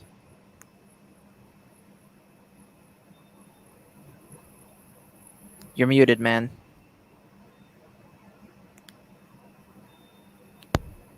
Can you hear me? Yes, you're a Okay. little low though. A little low. How about now? Much better. Much better. Okay. So there's two things. One, I'm not a fan of alternate timelines. I like for everything to be on one track. I think it makes things less complicated and a little bit easier to understand. However, I agree once again with Darth Arlena and what Coach was saying. It's a good opportunity for Disney to make some serious money if they play their cards right. So Right. I wouldn't like to see an alternate timeline kind of thing, but that's if they're smart, that's the way they'll go because that's called good business. Yes. And here's the thing too. As much as a big portion of the fan base would love to see it happen, the sequel trilogy is not going anywhere. They're still going to continue to print DVDs of it. They're still going to at least try to make some form of content around it. They're not going to remove any of the sequel trilogy content from Galaxy's Edge, which, to be fair, me and Michael did like that, right, Michael? Rise of the Resistance, despite being sequel trilogy, is a great ride. They're not going to tear Yeah. that thing out. Yeah. If anything, just getting on this tangent, they'll just add to Galaxy's Edge what's already there, perhaps stuff from the original trilogy, from the Mandoverse, just to go along with it, so that everyone Yeah. has something that they like. They're not going to outright tear away the sequel trilogy. So I think, real quick, Connor Fuller says, "Got to bounce, folks. Have a good night, and thanks for the stream." Well, thank you for joining us, man. We appreciate it. So I kind of agree with what Ian and what Black Dragon here says. Black Dragon says, even though I don't like having a split timeline, we have to have it. Otherwise, we alienate the fandom into factions instead of being one fandom as it should be. But one thing that I do have to say to that's I somewhat disagree with Black Dragon. What you said, otherwise we alienate the fandom into factions instead of being one fandom as it should be. The sad fact of the matter is, alienate the fandom into factions, as you said, that's already happened multiple times over. It happened even, during the time that the prequels came out. The fan base is very, very much fractured right now, because you have the people that only like the original trilogy, don't like anything else, don't even like the prequels. You have the people like me that like everything that came out under the George Lucas era, but don't like the sequel trilogy. You have the people that do like the sequel trilogy. You have the people that like, the Mandoverse, but don't like the sequel trilogy. So I think, yeah, the best way to fix this, and at least try to unite the fandom, is to have that split timeline and say, okay, here's this definitive point where the timeline splits, and now everyone has something that they like. Yeah, like I So, said, it's a good way to have Disney to make some money, but I don't think we have to have it for the sake of the story. I think if Disney knows what they're doing and gets some good story writers in there, you could actually bring it all into one storyline, and you could do it successfully. But you'd have to have somebody who knows what they're doing 100%. You know what I mean? that is Yeah. a Herculean effort to Yeah. even attempt. And frankly, I don't think Disney's going to take that risk. I think they're going to splinter the timeline. And I Personally, think Yeah, I though, think but go ahead, Felix. and I think what happened is that the mistakes already occurred, and that's the sad Yeah. part. That there were so many mistakes already because of writing that, unfortunately, what your friend is saying, it would be ideal if they were having all that writing done correctly from the get go, from the beginning, and you can get a Yeah. cohesive, solid. But unfortunately, they did a lot of mistakes, and Yeah. yeah, It's and confirmed that the sequel trilogy had no plan. J.J. Abrams came yeah. out and confirmed that. And it's sad So, because would it be better if done right? Would it be a really good story? But yeah, yeah, if the sequel trilogy had been done at the very least with a plan, the sequel trilogy being good, that's a whole another conversation. But if it had been done with a definitive plan Mhm. that made sense to the story before it, Mhm. we wouldn't have to have this conversation of having Yeah. a split timeline. But no, they didn't do that. Well, the only thing I And can say. go ahead, Mike. Well, the only thing I can say is that we really won't know until Kathleen Kennedy is out. Just Which because even though this that some October, of by the way. yeah, which by the way, even though that some of the stuff isn't directly her fault, it still happened on her watch. And with that being Exactly. said, I think I'm gonna leave just because there's some other things I need to do. So I'm gonna hop out. Okay, that's fine, Mike. Thanks for coming. Yep. See y'all later. Have a good See night. ya. Say bye. See you, buddy. See you later. There is one thing, though, I do want to mention. And that is... Wait, hold on, I lost it. Shoot, I was gonna say something, but then I completely lost it. Oh, I remember now. Remember when I said that there would be this one event in the timeline that from this event forward, the timeline splinters? I personally, if I was in charge of the story, would not have it be um, the incident with Ahsoka being saved by Ezra in the Veil of the Fourths.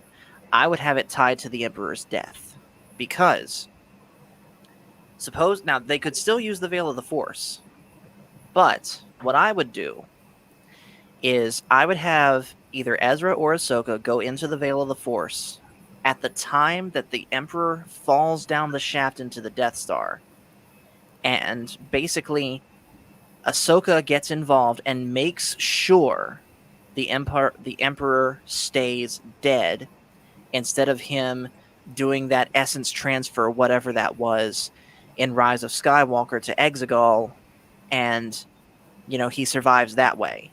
Because if the Emperor stays dead, he doesn't create Snoke, he doesn't influence Ben Solo, and thus Ben Solo doesn't turn to the dark side and destroy Luke's whole academy. So that's personally what I would do, but at the same time, the way that Coach put it also makes sense. And also, real quick, shout out to the Matt Cave. How you doing today, man? And to get you caught up, man, we're just talking about Coach's recent video, talking about this idea that there's going to be alternate timelines going forward in Star Wars. One that goes toward the Mandoverse, one that goes toward the sequel trilogy, and it all hinges on Ezra saving Ahsoka in Rebels, and each of them going to two different portals. So what would you guys think about that if the linchpin for the alternate timelines was the Emperor's death? That would be a good situation, because that probably put everything very similar to what happened with the Heir of the Empire timeline. If you go back to the EUs, then Disney could have done something like that, because the Emperor was dead in that timeline, and that would have, Exactly. yeah. I And would it's have funny liked that- to have seen that, providing Ahsoka and Vader would have faced off in the movies before that. Right. And here's the thing. It's funny that you mentioned that, Felix, because technically we already have a splintered timeline with Legends continuity and the current Disney continuity. The only difference is there's no definitive linchpin in the lore Mhm. that splinters the timelines. The only thing we even have close to that was the day in 2012 when Disney bought Lucasfilm. But that's in our timeline, not the Star Wars timeline. So this idea of alternate timelines technically already exists. Question is, should it be splintered even further? So I My think we're answer going to to go that ahead. would be no. What'd you say, Eddie? My answer to that would be no. Like I mean, I don't even understand why there has to be a split timeline. But I mean, it's like I mean, what we got in the sequel trilogies. I mean, like the first six, to my eyes, like the prequel series, the prequel trilogy, and the original trilogy. I mean that's kind of my Star Wars, Same and here. I'm sure we would all agree that I mean that's the timeline that we know and love. So real quick, Matt Cave says, my take was kind of long in the comments of Coach's video, too long to paste here. Well, Matt Cave, if you want to pop in the chat with us real quick before we end, you're welcome to just share it with us here. So I will post the StreamYard link again in the comments so that you can join. Yeah. As what I was mentioning to Mexican Iron Man yesterday, especially people who has read comic books especially with the multiverse and everything like that, I think it's easier to handle a little bit the split timeline, because that's what happens on the comics all the time. You have different stories for the same character, Yeah. and different I mean- worlds. I mean, just think, look at how many different iterations of Spider-Man there are. Each one of Yeah. those is its own separate Sure. timeline. and they're gonna combine them now. They're gonna make a movie that everybody's coming to to one movie now. The three different Spider-Mans, Exactly. Yeah. That's a great point. So, real quick, Darth Arlena also says, "It's funny that you said that, Paul. I was thinking of when the Emperor is killed right before you said it." Because, yeah, like I said, that, at least to me, makes the most sense. Because if the Emperor dies and stays dead in Return of the Jedi like he was supposed to, Yeah. everything that happens in the sequel trilogy doesn't happen. So you're Now- you're insinuating that could happen somehow in this next shows, like a time jump somehow, and that happening to guarantee the death of the Emperor. I'm saying if I was in charge, that's what I would do. What they do, I couldn't even begin to say. So, in other And- words, if you were in charge and that storyline came about, you wouldn't even bother with the sequel trilogy. Right. Or at least the sequel trilogy would look vastly, vastly different. Which, again, I've mentioned this before, but me and Ian, who's popped on here, we're going to be writing our own version of the sequel trilogy where that's exactly what happens, where Palpatine stays dead.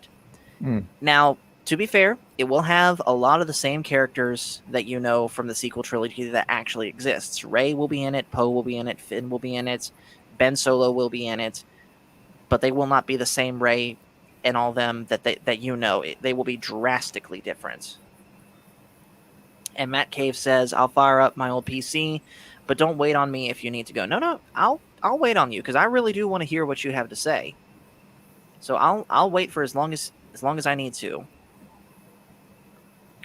Speaking of waiting, I think I need to go. I have some chores I need to do. So Before you do, man, before you do, you can't leave without playing something for us on that thing. I need to see if y'all can hear the guitar first. Can you It's hear a little that? quiet. It's a little quiet. It's very quiet. Yeah, turn it up.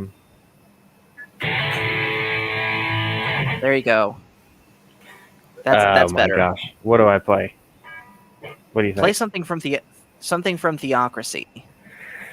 Okay. Let's see. What's one that I know for? How about I Am?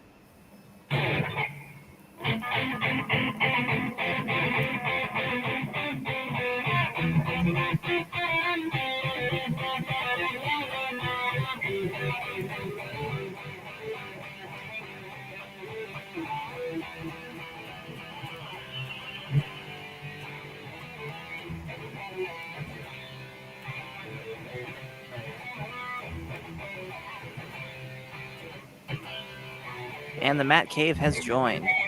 What's up, man? What's up, guys? Doing well. We're just listening to my friend Ian rock out. Nice. I like even it. though the sound faded. So it's faded now. It did fade. Like it did fade. 5 Okay. seconds in. So 5 yeah, seconds you in. and I will work on that. Okay. Offline another time. Okay. Okay. All right. I'm gonna scoot. See you all. It was See ya. fun. Nice to meet Next you. time. All right. Take Thank care, you. Ian. Nice to meet you. All right, Matt Cave. So I understand you have some words to say about Coach's video and everything we've talked about. So the floor is yours. Oh, thank you. No, I'm glad I was able to catch you guys. It's a really interesting topic considering the state of Star Wars now. So, yeah, when I commented on his video was along the lines of when I first saw the World Between Worlds episode. And to give you a little background on it, I'm a huge time travel and multiverse fan. So is my wife. We joke. We're like, oh, we're time travel junkies. But I've always felt that time travel and multiverse has no place in Star Wars. Now, the ironic thing is now I feel like it's the only way to truly save Star Wars right now. But the way I look at it is, if we do the multiverse pass, which is clearly set up already, I don't think we're avoiding it, but I think we could get the best of both worlds. Like, I'm not a sequel trilogy fan, but there's things about it that I do like. I've always been more original trilogy, and I love the prequels because that's what I grew up with. But if we do a split path, I mean, even Disney could double dip. I mean, just go ahead, make both. And you could keep the sequel trilogy canon while and build off of it. In the meantime, have an alternate path that brings our heroes from the past back to their heroic characteristics that they always should have been and never been touched. And now we have these branching stories going where both sides of the fandom gets okay. That's for you. Will do, Dr. And I feel like it's a strange situation, and maybe call it the wills of the Force, right? You get these two branching timelines, and now both sides of the fandom, we bring balance to the fandom, and we unite in the middle, and we talk about the things we like from both sides, and it brings the fandom together, just like how Star Wars is always about bringing balance to the Force. And I think it's kind of funny that that's where we've landed with all of this. And it seems like they've kind of already at least taken the first steps toward that, because either last stream or the stream before, Coach mentioned, talking about the Rogue Squadron movie coming out, that's going to be set post episode 9. Yeah. So they could already be doing that, because we know that they're coming up with stuff for the Dave and John verse, for Kenobi, for Ahsoka, for maybe Rangers of the New Republic and such, and of course Mando season 3 and Book of Boba Fett. Meanwhile, Rogue Squadron allegedly is going to be set post episode 9, as well as one of the episodes of Star Wars Visions, but then again, those are not canon anyway, so who cares? So perhaps, they've already started taking steps toward that. I mean, we look at Mandalorian season 2, especially. I mean, we had their current day Rogue Squadron, if you will. They were there, and that was what I kind of felt was their setup for Rangers of the New Republic and the new Rogue Squadron. And I think that would have been cool. Those were really cool characters to see, especially seeing Filoni be in there. That was just awesome. Yeah. Which, but side note, he got an action figure. Oh, did he? Yeah, it's coming. It's coming. I'm gonna pull this up. Oh my god, that's amazing! And you'd imagine a cameo of Luke there. Hey, Red. Oh yeah. Oh, you're just passing by. Yeah. I don't know, it's just such a weird place that we're in now in Star Wars, where I really do, and I've said it on Echo Base before and everything, where I really do feel like we have good Star Wars coming, like really soon.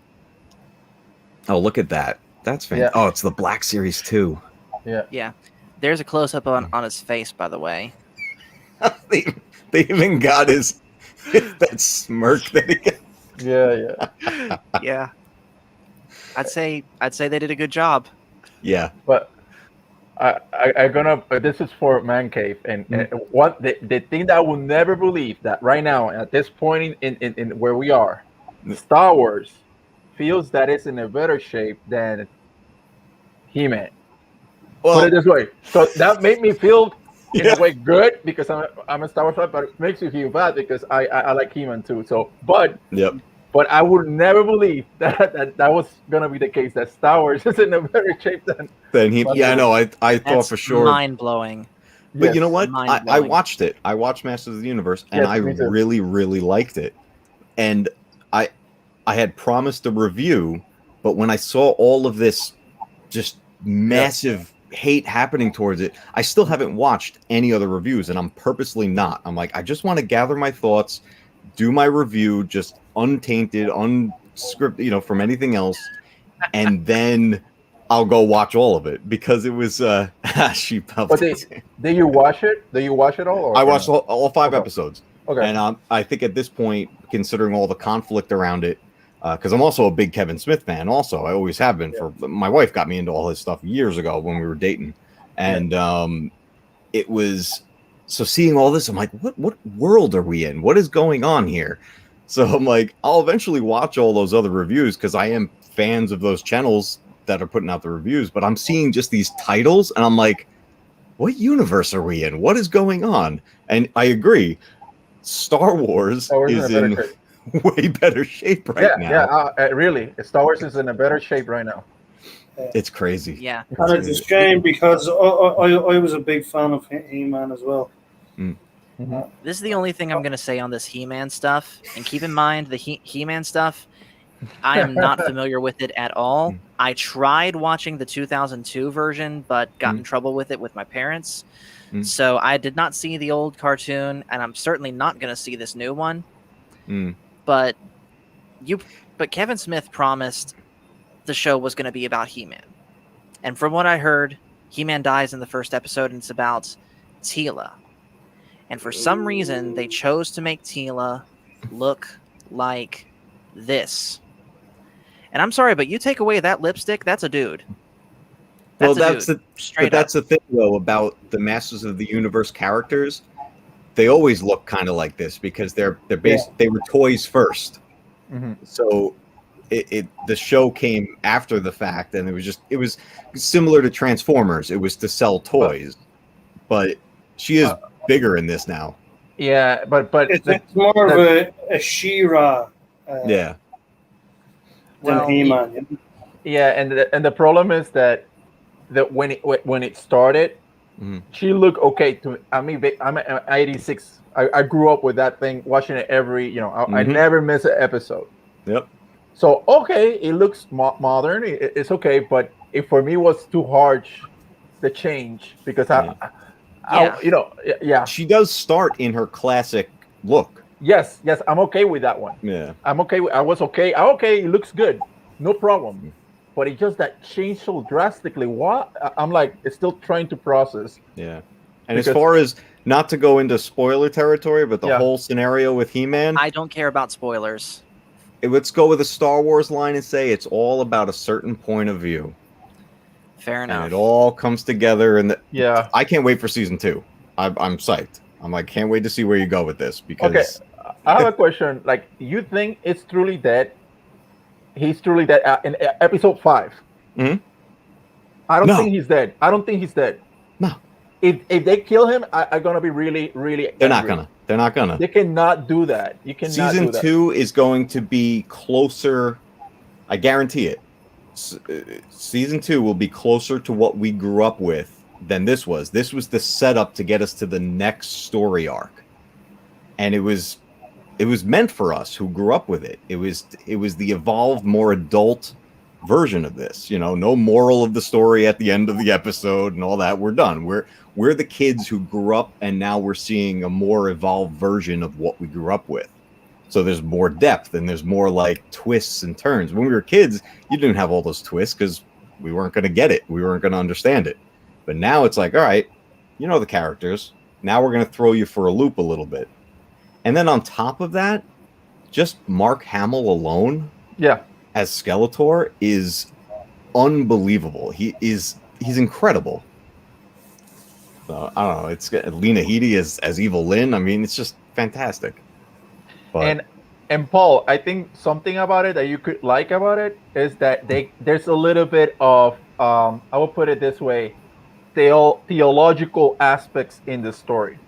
Right. Yeah, and they go into Subternia, Preternia, and they also get into. There was one part that probably could be offensive to some people. Cyclops, you know what I'm talking about. Cyclops. With Cyclops, yeah. There was one part that I'm pretty sure that some people could be a little bit offended because of what. Welcome back, Brandon.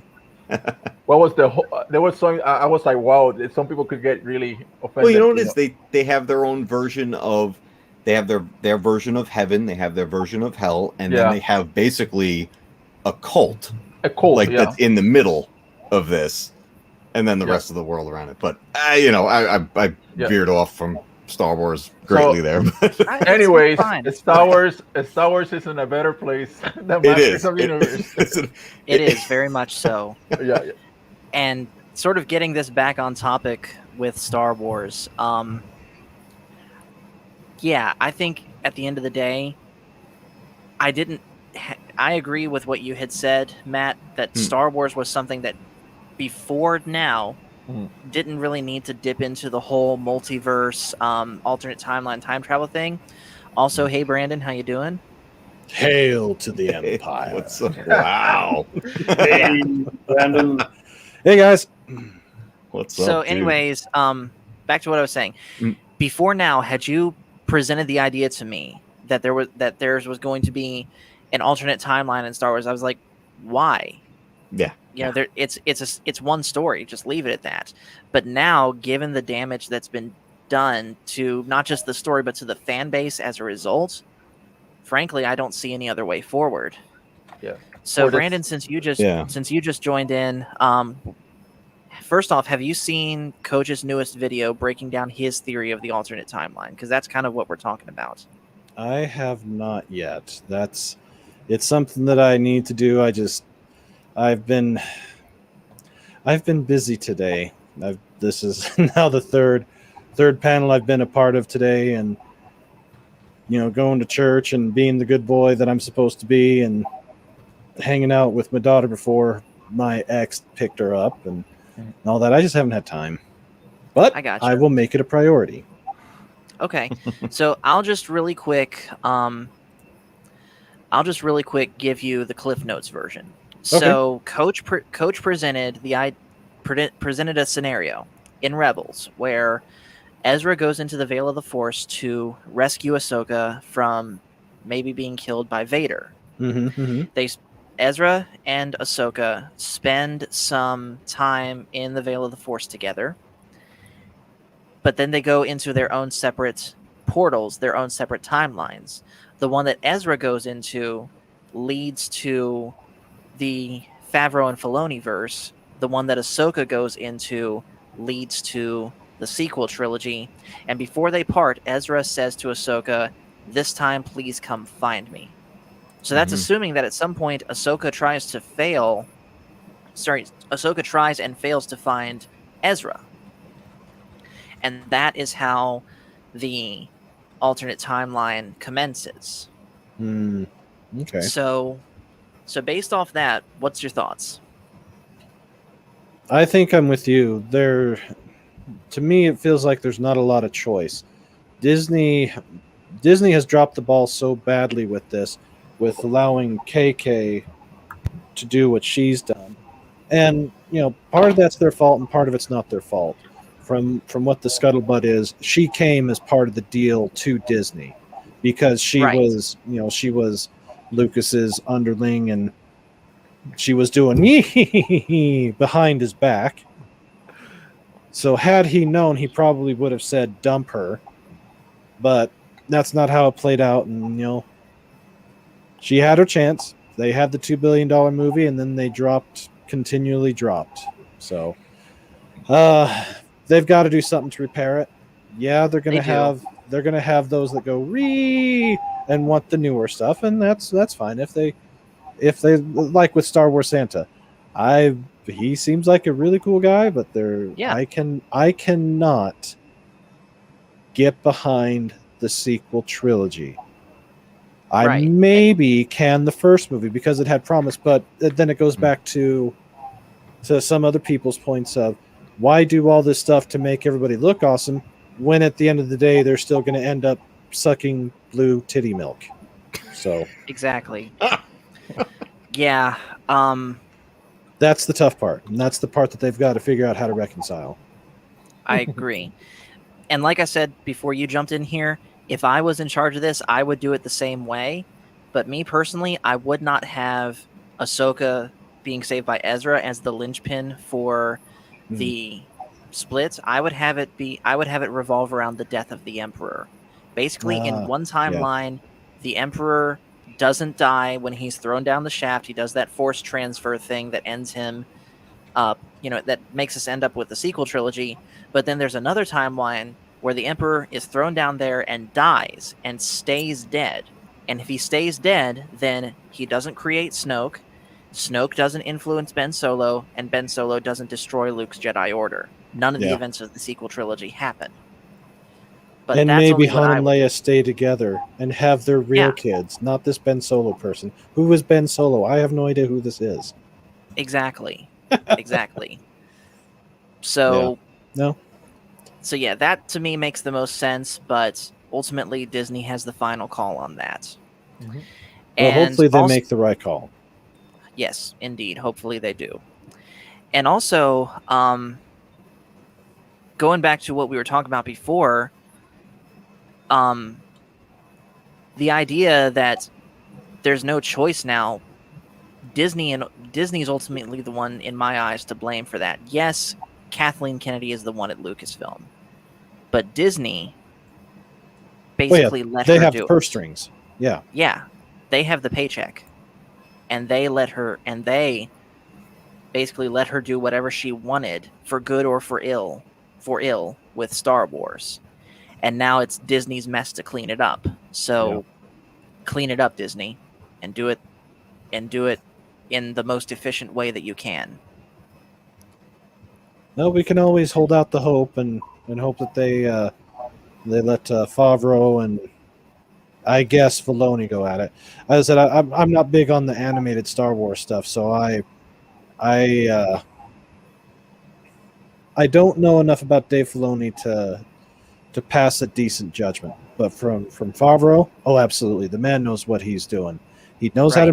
he knows how to tell a coherent story, and he knows how to do it without pissing everybody else off. Exactly. And what were the names again? Because it's been a while Oh, yeah. since. So Black Dragon says Han and Leia's children were Jaina, Jason, and Anakin. And if I remember correctly, it's Jason that turns. Yes. Yes, and he Yep. becomes Darth Caedus. Oh boy! So in also either on a- reality, they have a kid that sucks. yeah.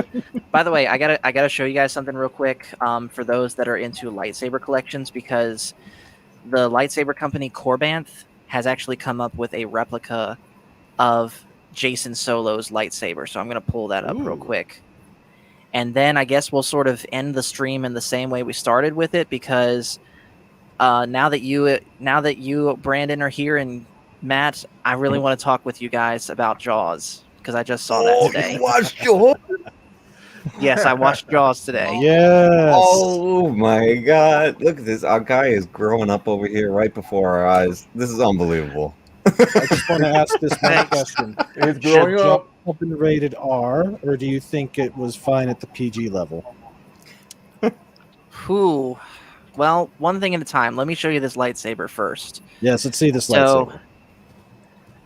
Let me just whip that out there for you. So yeah, Hey, there you so go. yeah, here it is. Nice reference. Yeah, I think it's a pretty cool design. There it is by itself without the blade in it. Nice. Holy cow! They want a fortune for that thing. Yeah, but to be Mhm. fair though, this is the one that has the technology installed in it to actually make it light up. You can get it just the hilt by itself. Let me see what that goes for. Where is it? For a third of that. So yeah. By the way, See, not if I was sponsored gonna by get- Corban. If I was going to get a lightsaber, I'd want it to actually use it to, trim my hedges and cut trees and, decap attacks. Right. So But we're not quite So, there yeah. yet. So yeah, let's talk about Jaws now. But before we do that, a couple of comments. Sheevy Palapatine says, "Paul, have you written my song yet, an ode to Sheev?" No, I haven't. In fact, I actually did the opposite. I wrote a song talking about the inner thoughts of a Jedi post Order 66, and that's what I'm going to end the stream with, by the way. That was an excellent song. I really enjoyed that Thank last you. night. Thank you. I'm glad you guys like that. Like I said, I'm gonna do my best to do a full studio version of that. My friend Ian that you saw pop in here earlier, he's gonna help me with it. Good. So yeah, keep an eye out for that. Um, Darth Arlena says, "Have I seen Terminator yet? No, but as far as like standalone movies, that one's next. It's a good one. Yeah. All right, so let's talk about the movie though that I just saw, which is Jaws. So me and Eddie started out this conversation by ourselves. Felix jumped in at the tail end of it, but I really liked this movie. It's another case of why did it take me so long to see this? But I'm upset at this movie because it killed my favorite character, the old crazy fisherman. But in like the most gruesome, best way. Yeah. Exactly. If you're gonna die at the Exactly. hands of a fish, it might as well be the fish taking out your boat and Mhm. then chewing you up on the way down. Slowly. Yes. Yeah. That is very true. But at the same time, though, the fact that it made me so upset that it killed him, in a way, just goes further to show just how good this movie is, because it really makes you Mhm. care about the characters and genuinely get upset when something bad happens to them. Yeah. So, one of the other things that I really liked about this movie is what I called the idea of setup and payoff. Because this Mhm. movie was great at just setting up these perfect scenarios for the shark to attack. And then the shark does attack, and the payoff happens in the best way that it possibly could. Especially in the very early blood scenes. everywhere. Yes. And death. Especially in the very early scenes where you're looking at everything from the shark's point of view, because as Jonathan and Eddie said, the prop wasn't ready yet. Mhm. So they had to do it that way, which I'm glad that they did, because showing the shark right from the beginning almost would have ruined the suspense of it. Oh yeah. But yeah, it seeing would- everything from the shark's point of view as that really subtle John Williams score is playing in the background, Yep. like that is hands down the best part of the movie to me. Just those setups and then the payoff of seeing the shark attack, whether it's that one girl at night or the crowd of people at the beach. quite a difference between how movies were made versus how they're made now. Yeah, you Exactly. don't get that build up like we used No. to back in the day. No, you don't. And I always, Our- I'm with that build up was one of the best parts of the film, especially when the payoff was so great afterwards. Yes. But now, oh man, Yeah, that's And by the something way, it's an ADD thing with the millennials and to hopefully a lesser extent Gen Z, where they can't maintain that level of concentration, or they can't go that long between having that special effect come up and show me the shark. Show me the shark. yes. And by the way, which one of you two was it that first commented on that infamous stream where all this was revealed about me that I hadn't seen? Which one of you that said we're gonna need a bigger boat in the comments? 'Cause now I get it. Probably Matt Cave. I think it was me. Well, I get it now. I'll tell you what I'm going to do. I'm going to buy me a pack of cigarettes. I won't smoke them, but I'll have it. I'm going to pop up one of these days. I'm like, you're going to need a bigger boat. Do it. God. And yeah, Black Dragon agrees. Big Yeah. difference in how movies are made, because everything is so Huge. loud and in your face and blowing up Mhm. every 5 seconds. Looking Yeah, at you, no. Michael Bay.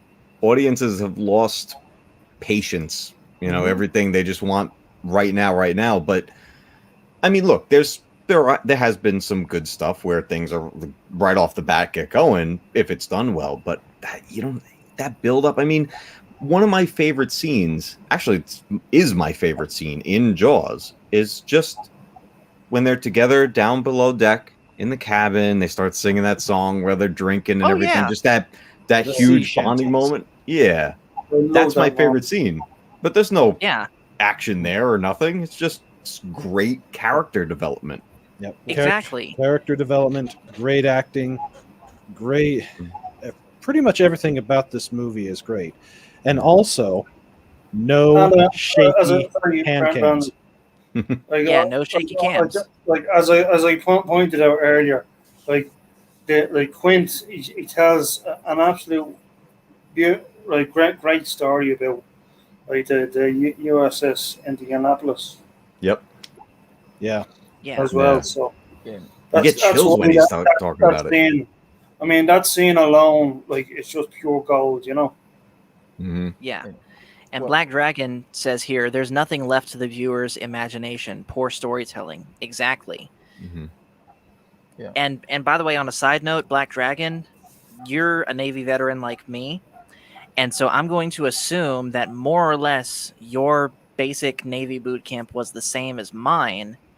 And you heard the story of the USS Indianapolis the same way that I did when it was time for us to take our first swim test. So you know what I'm talking about with that. And that's kind of another reason why Quint was my favorite character in this movie, because it was really cool. Even though he's a fictional character, it was really cool hearing that event, from his point of view, what was going on and why he has such a, I won't say fear, but like cautious respect for sharks now. Robert Shaw was, I mean, he was a legend in the movie business. Like he was probably one of the most finest actors that there is out there. Exactly. Hmm.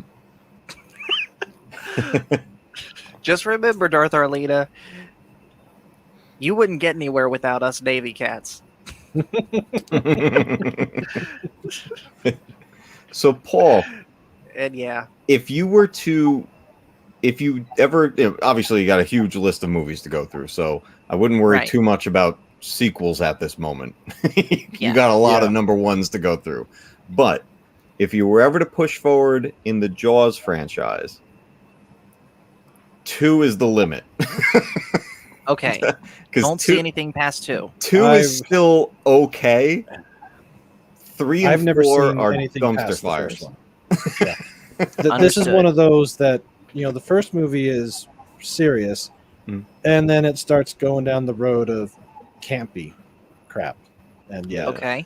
yeah, I myself, especially for Jaws, I've never seen anything past it. So I would stick with It's probably me for the personally. best. I would stick with that one. 1 is more Okay. than enough. The first one, Yeah. and then stopping is perfectly fine. But if you ever saw the interest, because Roy Scheider's again in it, and it's sort of a rehash, but not really. I don't know. It's that Son of classic Jaws. storyline of I've already seen all this. Why doesn't anybody listen to me? And then he gets the "I told you so." Right. Yeah. And Darth Arlina is right. If you're gonna do Terminator, Terminator and Terminator 2, the rest of it is trash. Yeah. Yeah. Mm. I was about to bring that up. And real quick, Black Dragon says USS Indianapolis Men of Courage with Nicolas Cage was a good movie. Ah, So I'll add that one to the list now that Jaws has been taken off. I swear, every time I take a movie off, 2 more pop up in its place. Well, we Yeah. have the 80s, the 70s, the 60s, That is true. the 50s, the 40s, the 30s, yeah. That's I've a lot. already- and to a I've lesser already- extent, the 20s. I've already seen a 40s movie, Captain America: The First Avenger. There you go. Well, it's funny you say that because I was just going to say, just title your list "Hail Hydra." Yep. Hail Hydra! Well, let me give you a suggestion for a silent film that is no longer under any copyright, but is really, really, really good. And I'm going to tell Okay. you where to watch it. The Mark of Zorro, Oh, Mark of the Zorro. original 1920 movie. It is so good. You know me. Right. I'm out and about. I'm everywhere anymore. Or at least it feels like I'm everywhere anymore. Oh, that's a great story. The guys over at Midnight's Edge Espanol, they, along with Andre is a huge Zorro nerd. He loves it. Nice. It's great stuff. They did a watch party on stream, since it's it's no longer copyrighted, of the Mark of Zorro, Wow. and had full commentary with it. Mexican Iron Man was there. Of course, Paulie from Latino Slant was there. Pablo and Diego were there. that watch it with them with the commentary, and if you pull up a second screen and play it right, you can have your main movie play and then have it sync up with the other and get the commentary with it. That I may was just a do lot of that. fun. They did that a few weeks ago, and it was a blast. Yeah, I may just do that and then do a review of it afterward and see if Oh, I can get absolutely. Mexican Iron Man to join me. Well, here's the thing. Supposedly, we're getting a new Zorro movie, and the movie that they're basing it on is that one. Oh, There Yes, you go. The Mark of Zorro, which was what was the original book title to it? Let me see here. 1 second. hey, Paul, just to let you know, Zorro in the Latin community is a big hero. It's like Huge. it's huge. It's like I would put it at the same level as Batman. You know, like an American. Okay. Like, it's huge. It's He's huge. the prototypical Batman. He Yeah. pretty much the only thing that came before Zorro was Yeah. John Carter. That's it. Yeah. Got it. By the way, I did see a little bit of the first Antonio Banderas Zorro movie in, I want to say, Spanish 1 when I was in 8th grade, and I liked it okay. Sadly, I didn't get to finish it. But Anthony it was Hopkins all was right. there. Oh yeah, that's a good movie. Yeah. That's That's definitely. I think you'd enjoy it. I'll definitely go back and finish that one because yeah, I liked it enough. And let's see, Darth Arlena says 30's Gone with the Wind and Wizard of Oz. I have seen the Wizard of Oz, I kid you not, hundreds of times. Nice. That is tied with the original Mary Poppins movie as my mom's favorite movie ever. Here we go. The Absolute Curse of classic. Capistrano, or Capistrano, Capistrano. That's the name of the book that the Mark of Zorro was adapted to. They changed the name because they, somewhere along the line, they thought that it would be too hard to pronounce, or they wanted to differentiate themselves just enough. But when you watch it, Andre gives an explanation as to the acting methods, because you got to remember, this is before the Music Man, so there's no sound. They had in the theater when they had it, they would play the movie and they would have the dude playing the piano right along with it. Mhm. So all the acting is overacting, but it had to be done because they had to express everything with their movements and with their facial expressions. Of course. And it Okay. works. It's great. What's the name of the guy that played it? He wanted to make the movie and basically tried to make himself into the action star of the time, and he was. And for whatever reason or another, I cannot remember his name. Also, the fencing is beautiful. The fencing art, Yeah. you know, it was very Spanish, Yes. European style, you know. Yeah. So Right. yeah. Yeah, The Curse of Capistrano. That's the name of the book. That's right. Mhm. You got it now. I Yeah, gotcha. let's see. Douglas Fairbanks. That was the gentleman that played Zorro. He was in peak condition because all the stunts in that's him. It's not somebody Wow. else. It's him. So yeah, they were doing parkour 100 years ago. I believe it. Well, tell you what, guys, we're going to go ahead and end the stream here. So thank you guys all for joining me. I'm going to go ahead and pop you guys out and then do my song that I wrote called Lonesome Life. Nice. So yeah, like I said, Terminator, that's probably going to be the next movie I do as far as standalone movies. But at some point, I am going to be tackling the original Star Trek movies. I just got to get in touch with Mr. Burnett and get those 10 original Star Trek episodes that he mentioned in that one stream that he did with Nick. So yeah, that's the big thing that's coming next. But Terminator is going to be the next standalone movie. Okay. Nice. You hit me up on the Star Trek stuff because Star Trek is, for me, it's higher than Star Wars, believe it or not. But Absolutely. if you need insights or just someone to bounce stuff off of, yeah, Star Trek movies, I've got them all, seen them all. And actually, check out the Nerdporial Lifeform. Check out his Yes. channel. He has a thing put together of the movies that he recommends to watch in order, and And for the most part, I would agree with him. And he also recommends certain episodes from the original series to watch before watching these movies because they expound upon it.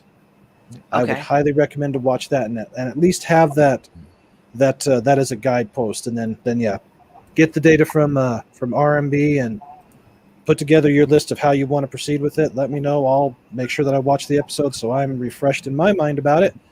And we'll have quite an interesting discussion about why Kirk is better than Picard. The main reason? Absolutely. Hair. Not to Kirk mention, has hair. not to mention, at least according to Doomcock, Kirk isn't in some show that's absolutely tarnishing his legacy. Yeah, that is very true. Yeah. All right. Well, Very I'm going to true. go All right, ahead guys. and I'm going to go ahead and pop you guys out again. Thank you guys for coming, and we're going to end with the song that's gotta reach it that I did last night, and of course recorded on the channel. Song that I wrote called "Lonesome Life." So, like I said, I'm going to go ahead and pop you guys out now. We'll see you. See you guys later. All right, let me just adjust the mic. At some point, I'm going to get a better mic that can handle both my voice and the guitar much better. Also, let me pull up the lyrics real quick because I haven't fully memorized them yet.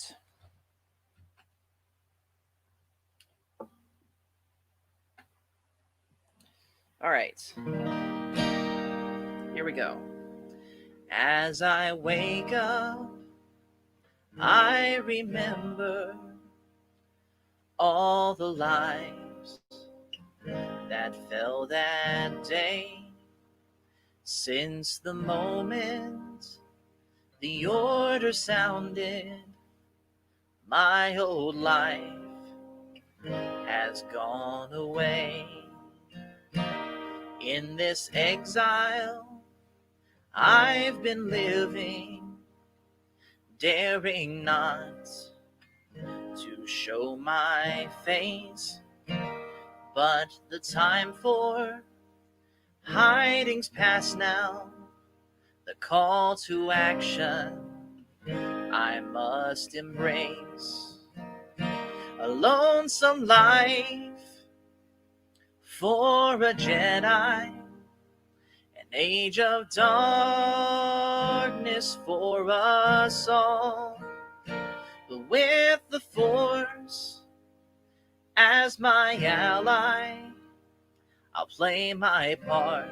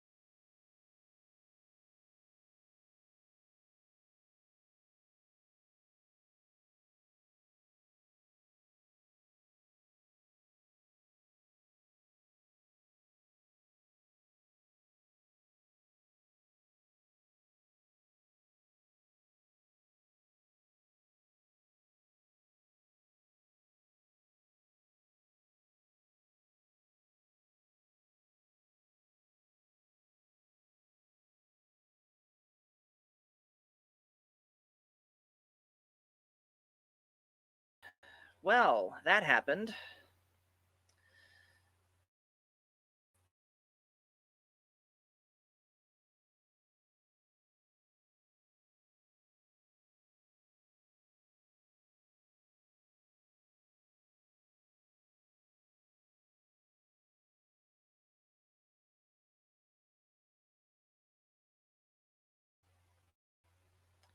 Okay, so that should have resolved it. What happened there? For some reason, my internet has a bad habit of just blipping off the connection from my computer like that, and that's what's happened. So sorry that happened. We're going to go ahead and resume the song from verse 3. I still see it in my sleeping. I still see when I'm awake. All the clones they turned against us, all loyalty they would forsake. I often wonder how we missed it, that we were pawns in the Chancellor's game. Perhaps tradition, it was a hindrance, and our pride, it was to blame. A lonesome life for a Jedi, an age of darkness for us all. With the Force as my ally, I'll play my part in evil's fall. I now go to my last battle, knowing well I won't return, but I know that it's all worth it just to see the Empire burn. Are there others, survivors like me? In my heart, I feel them near, and those departed, they stand beside me. Their battle cries ring loud and clear. A lonesome life for a Jedi, an age of darkness for us all. With the Force as my ally, I'll play my part in evil's fall. I'll play my part in evil's fall. I'll play my part in evil's fall. So that was Lonesome Life, of course, written by me. So again, thank you everyone for watching the stream. Thank you to the guests that came on here. Sorry about the internet connection problems at the very end. Frankly, I don't know how to fix it internet-wise, but hopefully it doesn't happen again on stream. But anyways, again, thank you for watching, and as always, on behalf of Michael and I, the Force is family. Thank you very much.